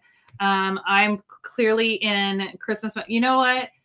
After yesterday, I was sitting there after all my meetings yesterday. I got up and I just was like, I can't look at this Halloween and fall stuff anymore. And I took it all down and it's all sitting on the kitchen table ready to get boxed up. I haven't pulled out the Christmas yet other than the stuff for the studio, but I've already taken all my Halloween and fall stuff down. Like I'm just over. I sent a picture to Brett last night and I was like, I did something. And I sent him a picture of our living room and it's empty.